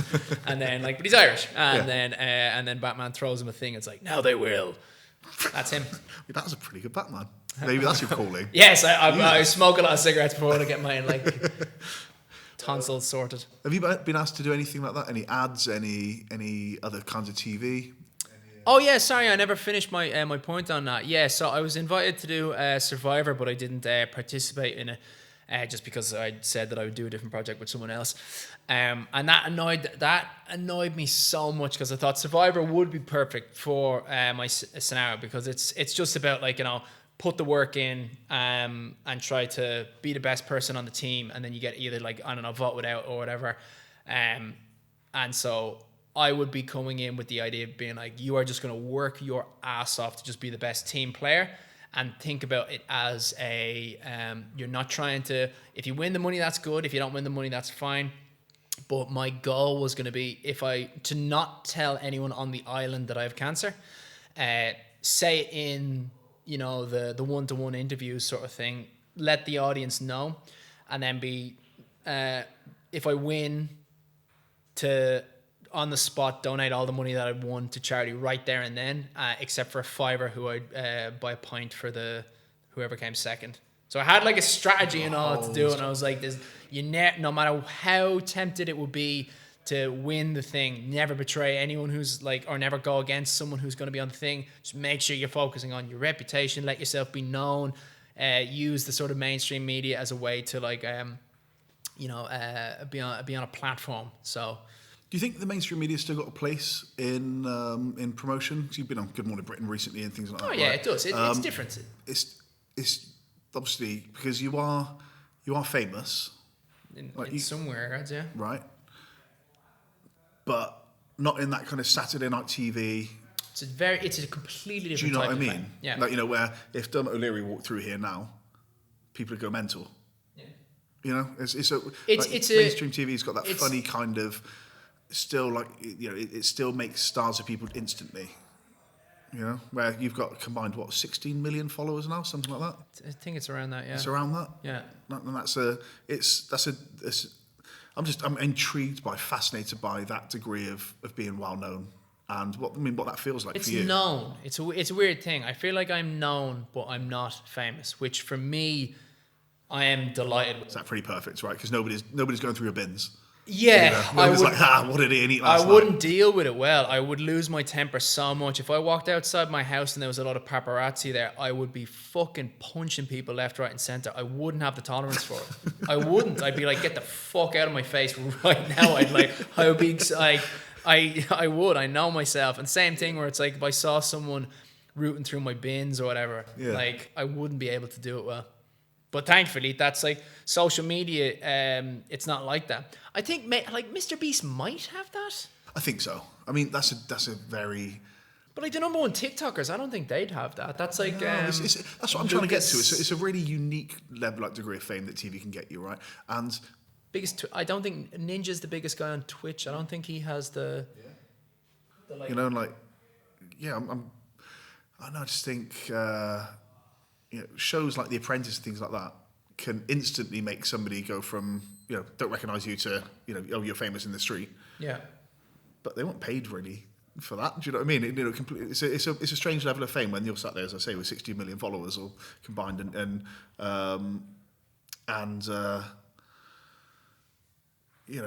just that mainstream TV. I wonder. I think it could do you wonders, if I'm honest. Like just to be on a show like that, just from a mission perspective. Yeah, I wouldn't put it down, but at the same time, I would be worried where it's like, this is like my goal matters to me more. But I would be like, I'd be going into the studio if it was like, you're going to be on this big popular show.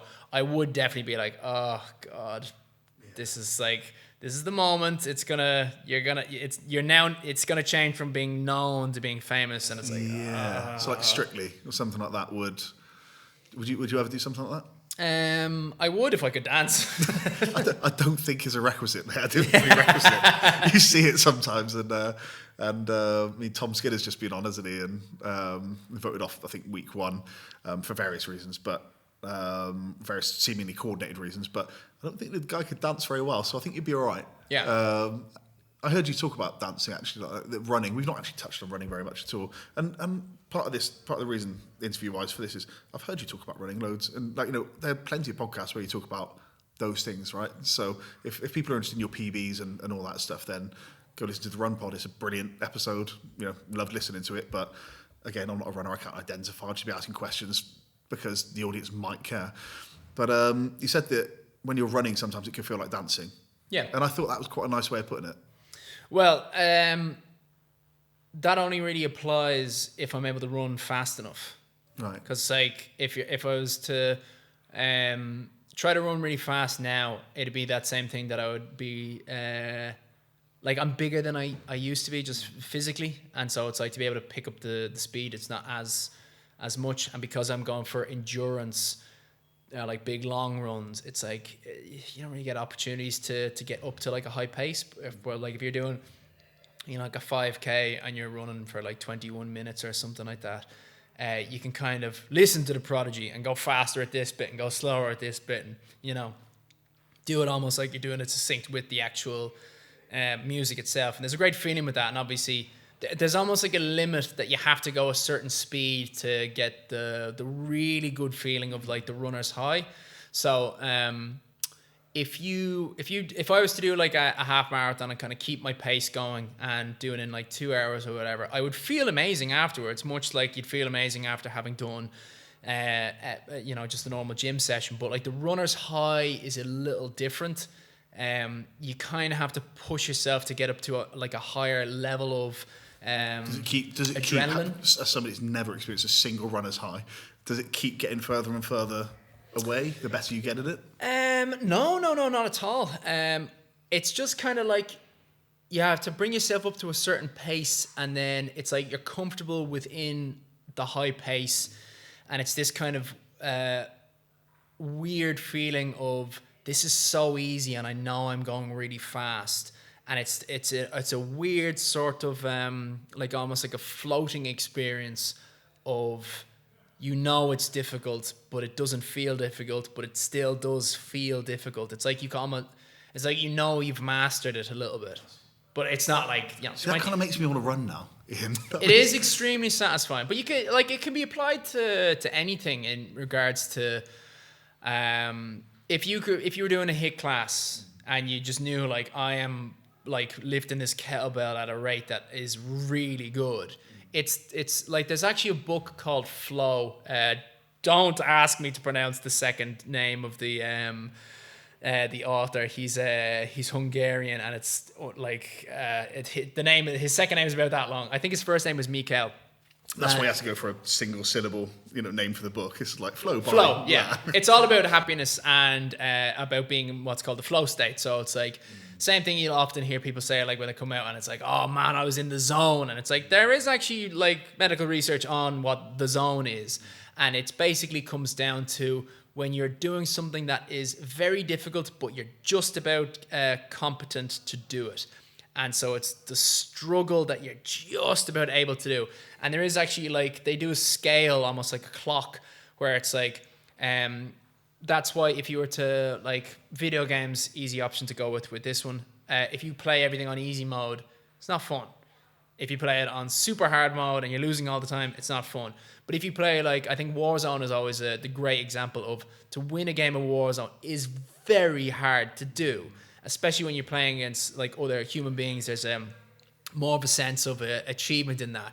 And I remember the first time me and all my mates, we won the first game, and it was just like, it was euphoric. We were absolutely like screaming into the thing, yes! Because it required so much teamwork, and we like, we've been playing the game for like, a month or whatever before we actually got our first like 4-man squad victory or whatever. And it was brilliant. And it was because we were in that flow state of this is really hard, this is really fun, but it's really hard, and we just about made it. Whereas if it was super easy, it'd fall flat. Yeah. How much money have you raised kind of cumulatively at this point? So 600 million in and around that area. So it might be a little bit lower than that. Well, did I say it wrong again? This is why I always say 500,000. I always say it on like social media. I say 500,000. Let's do it again. $600,000 US in and around there. $600,000 US. Yeah, so that's more accurate what we've actually raised. However, I often default to just saying 500,000 because I don't get that wrong. I don't say 600 million. I or hope 60, one day it 000. is 600 million. Fingers crossed, yeah. That'd be incredible. Yeah. There's no reason why not, Yeah. Well, that was something that I always, well, I suppose I don't always talk about this, but there's a thing of kind of once you realize, it comes from a phrase that I actually love, but I don't think a lot of people think about it too much, and it's from Predator. And it's when... I love Predator. Yeah, it's a brilliant film. One of my friends has a really cool review of Predator about why it's so good. It's a horror film where they do the right things but still get killed. Love it. I never thought about that. But every horror film is just like, okay, you go out there into the hole by yourself, and then you go into the dark room, and there's a lot of electronic problems in there, but like bring a match, you'll be fine. It won't blow out. Whereas Predator, it's like, okay, we're going to stick together, we're going to do this, we're going to do all that. We're not going to go more than 5 feet with each other, and the Predator still takes them out one by one. But there's a quote where Arnie, they're like, oh my God, we shot all that like stuff in the woods or whatever, and we didn't even like hit it. And it's like, we hit it over here, look, there's blood on the thing. And then Arnie turns around, if it bleeds, we can kill it. And like, that's kind of a cheesy line that people, kind of laugh about. But I've thought about that from more of a philosophical point. And it's actually the most motivating quote in the fucking world. Because it is true, and you can apply it to almost anything. Where if you have achieved a tiny amount in whatever scenario you're in, that means that you can do it more. And so you can apply it to a game of rugby where you have scored 1 try versus 20, and that's at half time. And obviously most people are going to be like, well, this is it. They're a better team. And it's like, they were a better team for, 39 minutes. But for 1 minute of the half, we were the better team and we scored a try. And if we can be the better team for 1 minute, there's no reason to say that it's impossible for us to be the better team for 40 minutes. That's not an impossibility. We've proven that it can be done. And so you can do that to anything. And so when I first looked at the world record for most money raised for running the marathon, I thought 2.3 million, that's a lot of money, but that's achievable. If I had looked at the world record for the longest charity walk, that's 38 million. And I would have been like, that's too much. I'm not going to try and attempt that. However, now, even though I'm not close to breaking the charity world record for the marathon, that the charity walk, that's the second thing that I'm going to do, even though it's it's like 17 times harder than the marathon, which I've been struggling to try and break for over half a decade now. But it's still that concept of, because I've raised like in and around 500,000, if it bleeds, I can kill it. I kind of have that attitude now differently. I was always told by a now very successful entrepreneur worth hundreds of millions, where there's a trickle, there's a stream. Yeah. It's exactly the same thing. And, I think if anybody listening to you watching this comes away with, if it bleeds, you can kill it, or, where there's a trickle, there's a stream. If it bleeds. If it bleeds, you can kill it. the waveform on that.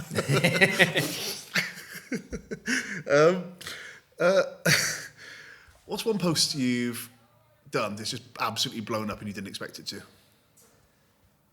Because you've got it down to an art now. You know the whole first 3 seconds. You know the whole, grabbing attention and all that. Has there been anything you've done where you're like, shit, did not expect that?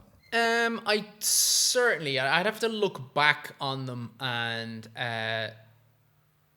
look and see which ones I was surprised at. I kind of understand the concept of it as to what works, but I've done loads of videos that match the format of the videos that have done really well, and I haven't done well. But I suppose that comes down to, is it the Dunner-Kruger effect, where it's like, when you know a little bit, you think you know loads, and then when you know a bit more, you realize you know fuck all. So I'm definitely in the point where it's like, I know what should work, but just because I try to do it again doesn't mean that it will work. And I suppose I'll find out in a couple of weeks, because I've got, when we did the 32 counties thing, we uploaded a lot of photographs and some basic videos that didn't require a huge amount of editing. But I made loads of the kind of hey, loads of energy, fuck cancer, I'm going to die soon, but I don't give a shit. All those sort of videos that do really well. I made a load of them that I haven't uploaded, and so I'm in the process of editing them, and I'm going to be uploading them. So they all follow the same format that I've done previously that have worked well, but I will not have a huge amount of expectations that even one of them will hit 1 million views. If you were the future me and to be like, yeah, Ian, you've got 14 videos in total, none of them go past 1 million, I would be disappointed, but I would not be shocked at all. But then in the other way, where it's oh yeah, one of them actually ends up getting 100 million. I would not be, I'd be pleasantly surprised, but I wouldn't be pleasantly surprised. I would be surprised at that, but I would not be shocked. So even though I know that those things have the potential, they could just not do well at all. Keep it on social media. How do you deal with negativity? Or do you see I don't get any. Do you see negativity?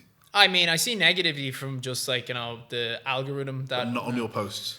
No, not really. I get some people who are saying, you're just idiots, and they say shit oh, they already have a cure. They already have a cure. They? If they do, that's always my first response. Who's the they? If they do, it's like, oi, they, come here, can you help me? You mean Steve Jobs, him? Yeah, they? Yeah. Oh, well, he's different. He didn't have enough access to information in the secret societies. You don't think Steve Jobs had a lot of access to information? You start talking about anything, and then, funny enough, you get an ad on your iPhone. Why do you think that is? And then also just oh, the government has a cure. It's which government? Because there's more than one, And same thing, it's oh, the pharmaceutical companies. It's okay, so you think the companies are they're coercing together? They're not violently against each other, constantly trying to chop each other down and get ahead of each other. If one of them had the cure for cancer, yes, I agree that the idea of keeping someone on, keeping people sick, there's more money in keeping people sick. But it's if they had the cure, they would make trillions, and they would put their competition somewhat out of business. If I was a pharmaceutical company tomorrow, and I had the cure for cancer, like, if I wasn't assassinated by, like, Johnson and Johnson or something, being like, get rid of that kid, I would put many pharmaceutical businesses out of business. They would lose trillions. I would make loads of money. There's no reason why it's like, but I'm gonna sell chemotherapy products and I'm gonna make steady income for a longer period of time. I'd make a big bang amount of money, even if it was only a once-off, which it wouldn't, because, like, people say this whole cure for cancer thing as if, okay, but people are still going to get cancer, so still going to buy the product that, like, cures cancer. That's still going to be a thing. It's not like it's one and done. It's like cancer's gone forever. It will recur. It's not like, someone's come up with a cure for cancer, therefore we can all smoke as much as we want now and we're never going to get it. It's, it's like it's still going to happen to people. People are still going to buy the product. But yeah, it's like your business is now worth way more than these other businesses, so you can then invest it in. So basically, it's that idiot. That one comment is the one comment that needs to stop. Just like, they are withholding. I mean, I don't mind them doing it because... Right. I mean, everything brings attention, right? Everything brings attention, so, like, as long as it's not someone who's saying something like, the cure for cancer is to only eat carrots, I don't mind. As long as it's not nonsense. Yeah. Do you feel like you have a terminal illness? No. So I don't have symptoms. You say you don't have the symptoms, right? So you're not having the chemotherapy that others might be having, the ongoing kind of... scans. When was the last scan you had? Somewhere at the start of the summer. My next one's on the 27th. Right. Do you feel... like? Do you think about your own mortality? Presumably you did it at the beginning? In some ways, yeah. So the thing that I would... like... I think the biggest thing that I wouldn't say not uncomfortable with, but kids, basically. I think that would be the big one for me, where it's like, you really can't have kids, even if, you're able to. It's just like, it's not something that it's too difficult to get the head around, because it's like, you don't feel like it at the moment, but at the same time, I'm not like burying my head in the sand thinking that I'll make it to 50. It just doesn't feel like that. But I need to be smart with that, like, because that's affecting someone else's life. Yeah. Whereas how I live my life right now, it's on me. Kids would have otherwise been a want, right? It was the thing that I was focusing on the most. Yeah, it was like I wanted to, when I was teaching fitness classes, I wanted to be the person who was like, I'm not going to focus crazily on my career and use all my time so that I can afford a nanny to take care of my kids. It's like, I'm going to, like, the person who I was with at the time, she was very successful financially. And so, and she loved her job. And so she was like, here, look, I don't mind being the breadwinner for this sort of stuff. If you want to stay at home and be the thing, which is... a lot of guys would see that as like kind of emasculating. Yeah, emasculating. And I was like, not me. I was like, fine, yeah, I'll do that. I'll go off and I'll teach fitness classes, when it suits, and then like come back and take care of the kids. Like, I think a lot of that sort of there's a lot of that alpha male shit that is just like in our own heads. And in a way, I actually think that it's the opposite of being an alpha male, where it's like, if you are so sort of fixated upon like kind of how you're seen by others rather than being accepting for who you are and doing your own thing, it's like you're an anti-alpha male or whatever, because it's like you're not really that sort of powerful in yourself. You want everyone else to think that you are. Oh, exactly. So have you grieved the loss of that, I guess? No. Was it something you just don't think about? It's life. It is. I like getting cancer gave me a purpose, but there's very few positive things that don't come without sacrifice. So in order to dwell on the negatives would not achieve anything. So you call yourself the unluckiest, or the unluckiest man, right? Is that the way around? Have I got that right? Yeah, that actually kind of came from my doctor, because he didn't say it as a sort of like, this is your title, you should say it all the time for social media stuff. But he was just kind of like, yeah, so you having cancer is extremely unlucky. But again, to go back to the MRI, where it's like, To do an MRI at 30 is rare anyway. To do an MRI specifically on your head while you have a brain tumor that has not started to give you symptoms, for you to discover that is incredibly lucky. So even though you're in the unlucky category, of the unlucky category, you are like way on the spectrum for lucky. So, do you pursue romantic relationships? Of course. Right. And I mean, 5 years is a long time. So, what's that like in that first date where you say, hey, are you in a relationship now? I am, yeah. You are? Okay, cool. So, I mean, I guess that conversation was had. But that first date, do they know you? Presumably, there might be a good chance that they'd sit down and go, yeah, I kind of know who you are. Yeah, I didn't make it a thing because I thought that it would just sort of sway her opinion in many different ways, where it's like, one, the idea of like, you know, oh, he's big on social media and like sort of the whole gold digger thing, want to get that out of the way. But then also it's like, if I lead with the whole I've got cancer, this situation, that's going to be quite off-putting. So it's like, I'm just going to like go by who I am as a person and then tell her later on.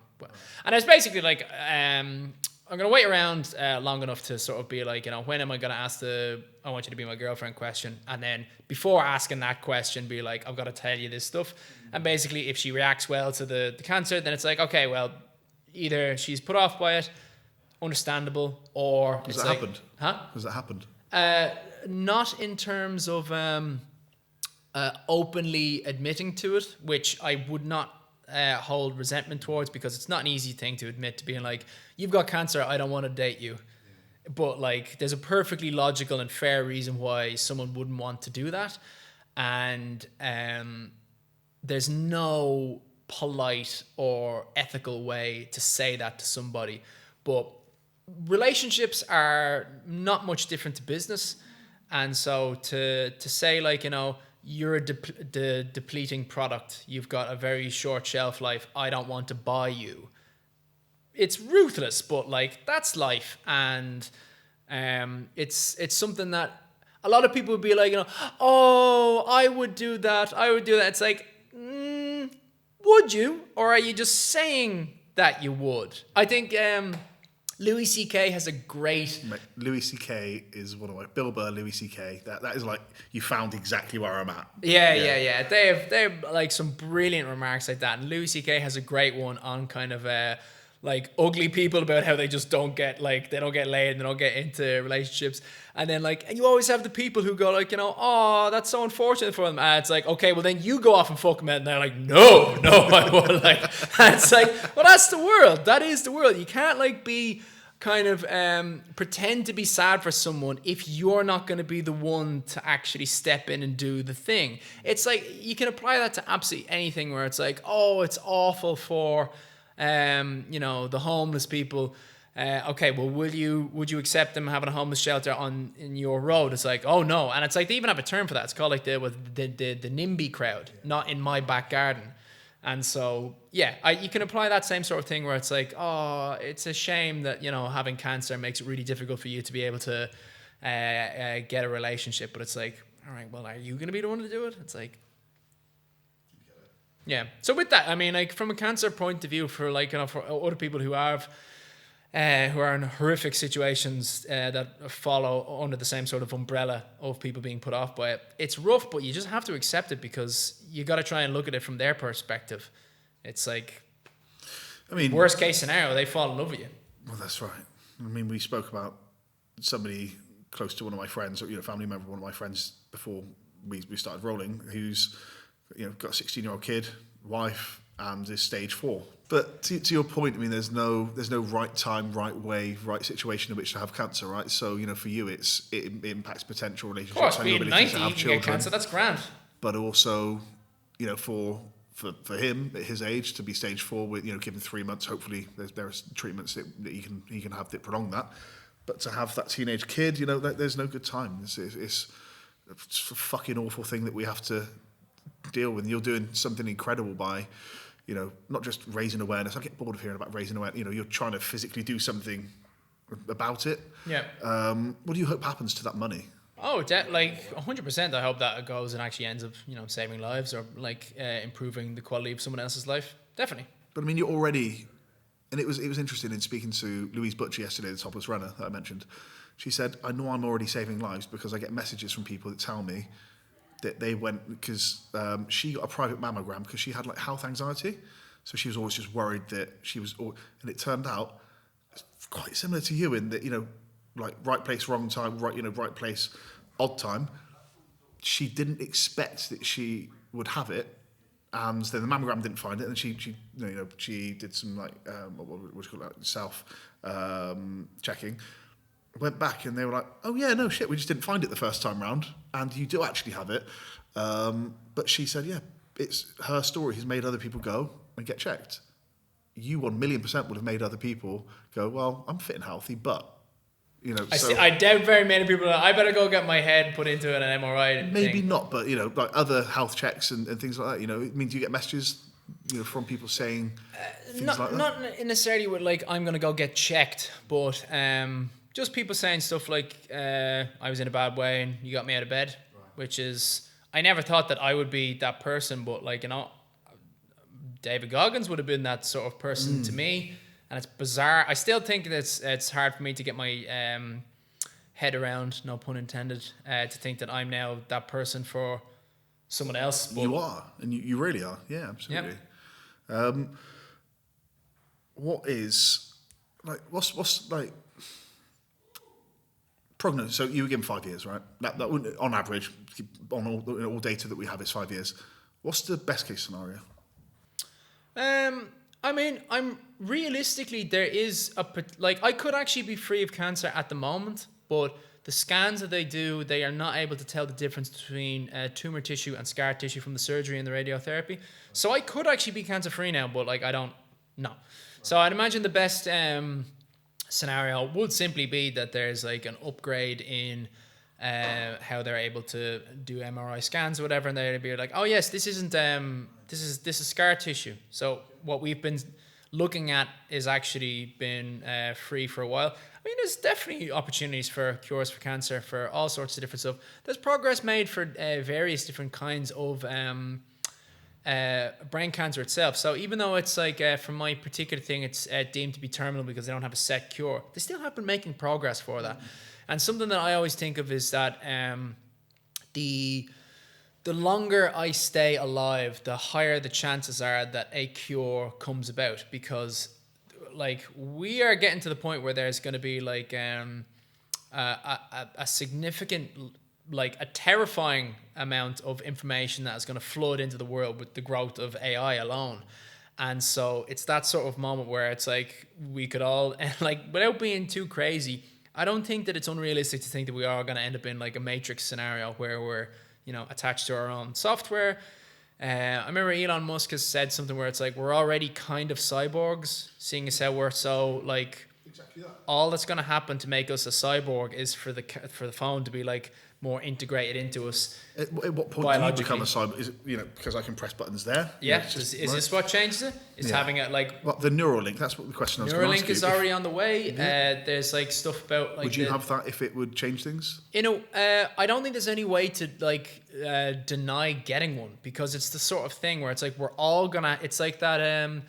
Alice in Wonderland racing with the Queen of Hearts, and it's like it's kind of meant to be a metaphor for evolution where they're both running, and it's like neither of them can stop running, because even though they're both going at the exact same pace and one of them is never going to get ahead of the other one, the only way for the other person to get ahead is if one of them stops. And so with that, I think, like, not that I want it to happen, I'd really love for there to be a huge amount of strong policies against AI, because it's like the chances of it being bad are way, way higher. It's like 70%. They're even running stats through the AI themselves, being like, does this look like it's going to be good for, what are the chances that this is good for human beings as a race? And it's like 30%. Like the AI is honest about like, this is bad, you should stop us, or whatever, how things are going to go. But once it starts to like integrate into us, one person is going to do it, and they are going to have a calculator in their mind all the time. They're going to never lose anything in terms of memory. They're just going to be better at everything. And with that, then they're going to be ahead of, like, the world that we live in is a competition in many different ways, business, athleticism, whatever. Even like romance, dating, you're going to be sharper. You're going to, like, if she says that she likes this film, you're going to know everything about the film. You're going to be able to connect with them more. All this sort of stuff. You are just going to be better at being a human by merging with a thing. By becoming a cyborg, you're going to be a better human. And so everybody is just going to have to do the same thing. Everyone's going to have to do it as well. So, like, unless there's a massive stopping of the sort of AI, then we're all going to sort of merge into it. And so from that, for me, it's like, all right, well, grand, that's going to circumvent my cancer situation, seeing as how, you know, computers can't get cancer at the moment. Might change. Viruses, yeah. But how do you talk about what it's typically like at the end for somebody with your prognosis, and talking about the fact that it's typically quite a quick, it's not protracted. Can you speak to that? Yeah, I mean, when I did my bit of research about, like, what happens to the sort of the decaying away of cancer, because that's what cancer does most of the time. It's sort of every day is harder than the previous one, which is a horrible way to end anyone's life in any scenario. And so when I was looking into what happens with brain cancer, it gets into your nervous system and shuts everything down pretty quickly. So for me, I was like, oh, brilliant. That's how I want to die. I don't want to, be at year 6 and now I'm not able to run marathons. Now I have to walk marathons. You're 8 and you're gone. It's over now. It's like, okay, yeah, you're stage 4. This is coming to the end. Get your affairs in order. Do it quick. You're going to be not alive fairly soon. And I much prefer that, because it's not like the suspense isn't there. Is it something you think about a lot? No, not really, no. What do you say to somebody who has been diagnosed recently? I mean, it sounds like the opposite sort of thing to do, but in a way, try not to dwell on it. Think about, like, what do you still have available in your life? Because something that is awful in any kind of a scenario is when you're doing something really hard. A marathon is a really good example of this. Let's say the London Marathon, or the New York Marathon is at the end of the month. So the day before the New York Marathon, I'm not going to look forward to doing the marathon itself, but let's say I wake up and someone's just called me up and be like, hey, it's cancelled. The marathon is cancelled. It's not going to happen today. That would be really disappointing. And it's like, you can't do the marathon, as opposed to being unable to do it. So it's like, let's say for whatever reason I have really bad blisters and I have to do the marathon. That's going to be unpleasant to do. It's going to be really hard to do, but it's way better than the marathon being cancelled. To be able to do something has so much more value than to not be able to do something. And so I don't know if this is something that I have said as a phrase, or if it is just a phrase that I've adopted, but I forget where it comes from. But I always say to people that it's you don't have to do something, you get to do something. Yeah. And what you have left, whatever it may be, focus on that. Don't focus on what you've lost, because it's not going to help. Consider if you are still able to talk to your family, take a step and think, imagine if you can't. And then just sort of, I think it's the appreciation, what's it called? Technique. Mm-hmm. Where you practice gratitude. Yeah, it's the gratitude practice, something like that. Hello. And so it's effective. It does work. If you instantly think about it, it is actually extremely effective. Incredibly powerful, and it's something I've been trying to do. Take a step back and just think. And go, what am I grateful for? Yeah. It is powerful. Keen to... having a fight with your girlfriend. Imagine if you didn't have a girlfriend. Shit like that. Yeah. Having a fight with your parents. Imagine if you didn't have them. Yeah. How can people help you? That would actually be a relief for me. Bless you. How can people... Sorry, I'm distracted by a lovely Leela. Who's come to say hello. how can people help you? How can brands help you? Let's talk about that, because that's what moves the dial. So how can they help you right now? I mean, by taking advantage of the fact that I'm a fantastic content creator, and I have a unique talent for having a knowledge of marketing. And advertising was actually something that I wanted to do when I was leaving school. It was something that I was always interested in, because I kind of liked the idea of, it's almost like making a film. It's like you're telling a good story, but it's almost like you don't have to include everything. But in a way, I kind of like advertising is almost harder, because like you've got to make this thing attractive. It's almost like a task where it's like you've got to tell a good story, but you have to tell a good story about this thing, whatever it may be. And I always found like that's more of a more tricky to do, but you won't get the same level of credit for it. But there's something about it that's like it's more fun. That it requires a lot more kind of like be creative and having to really think about it. So I mean, are you doing things like that for brands at the minute? Like, are they asking you to create content for them? Yeah. There's loads of brands that we work with that we're doing that sort of bits and pieces for. Humour will be one that we're doing, and I like. Obviously, there's some days where you don't have that sort of creative energy, but often there's ones where it's just kind of like, I know how to do this. I know how to turn this into, something funny. I know how to make a good sketch out of this. And then something else that I take a lot of pride in would be so many people that are like sponsored by a brand. They just give this generic kind of, this is the best thing here. No microphone is better. The quality of the microphone is so clear, where it's like, I find it weird, like why people don't just do honest ads. Have you seen Ricky Gervais's the vodka?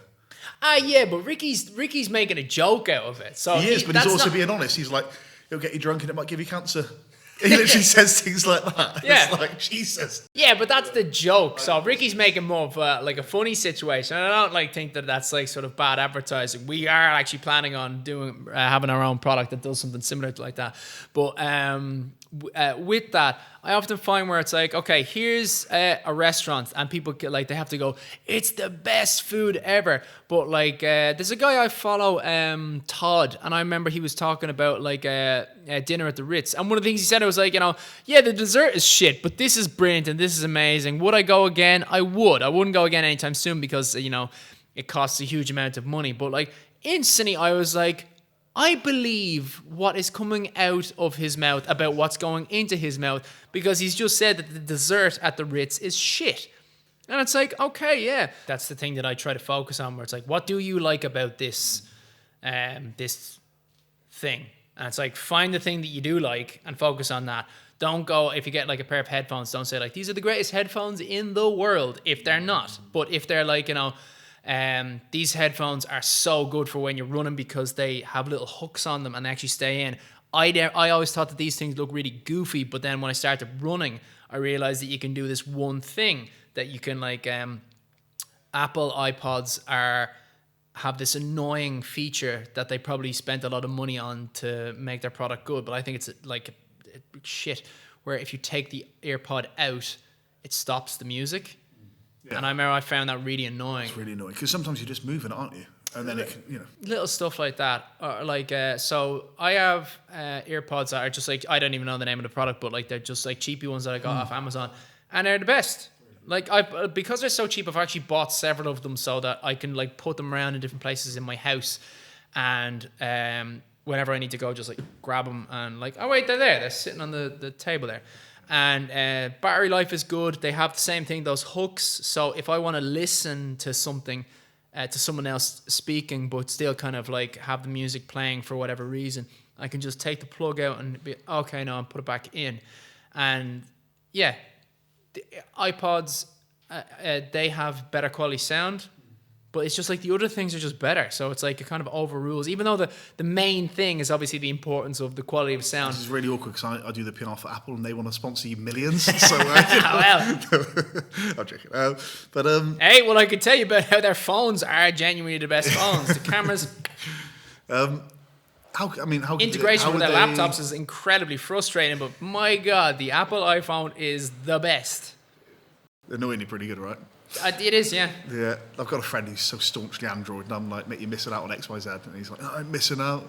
The laptops are great as well, but if you're a gamer, it's not the best for gaming. I mean, I was PRing a game that I couldn't even download on Steam because I'm on a Mac.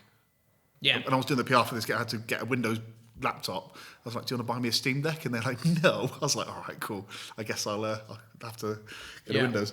But what would you say to somebody, if you had one message for somebody about living, not death, not dying, about living, what would it be? Don't complain about shit. Because it doesn't do anything. And if you really want to change something, take action on it. Don't just say stuff. It's just such a through line for you. So that's really wonderful. And I always ask people at the end to complete this sentence for me. It's anything. Shit. Anything is possible if. Shit. Anything is possible if shit. I love that. You don't even need to answer properly. Let's anything that's anything that's possible is. Anything is possible if.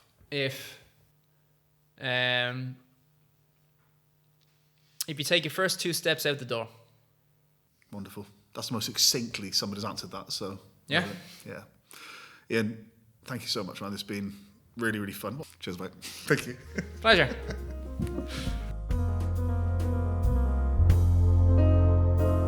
And we are back. What a boy. What a boy. Follow him at the King of Chemo. If you don't already, follow me at Rich Lee Pod on Instagram and TikTok. That's Rich LEIGHPOD. I've already said at the beginning, follow the Substack or subscribe to the Substack, projectpossible.substack.com. If you want to get in touch, hello@projectpossiblepod.com. Essentially, that's it, isn't it? You know, the pluggy bits.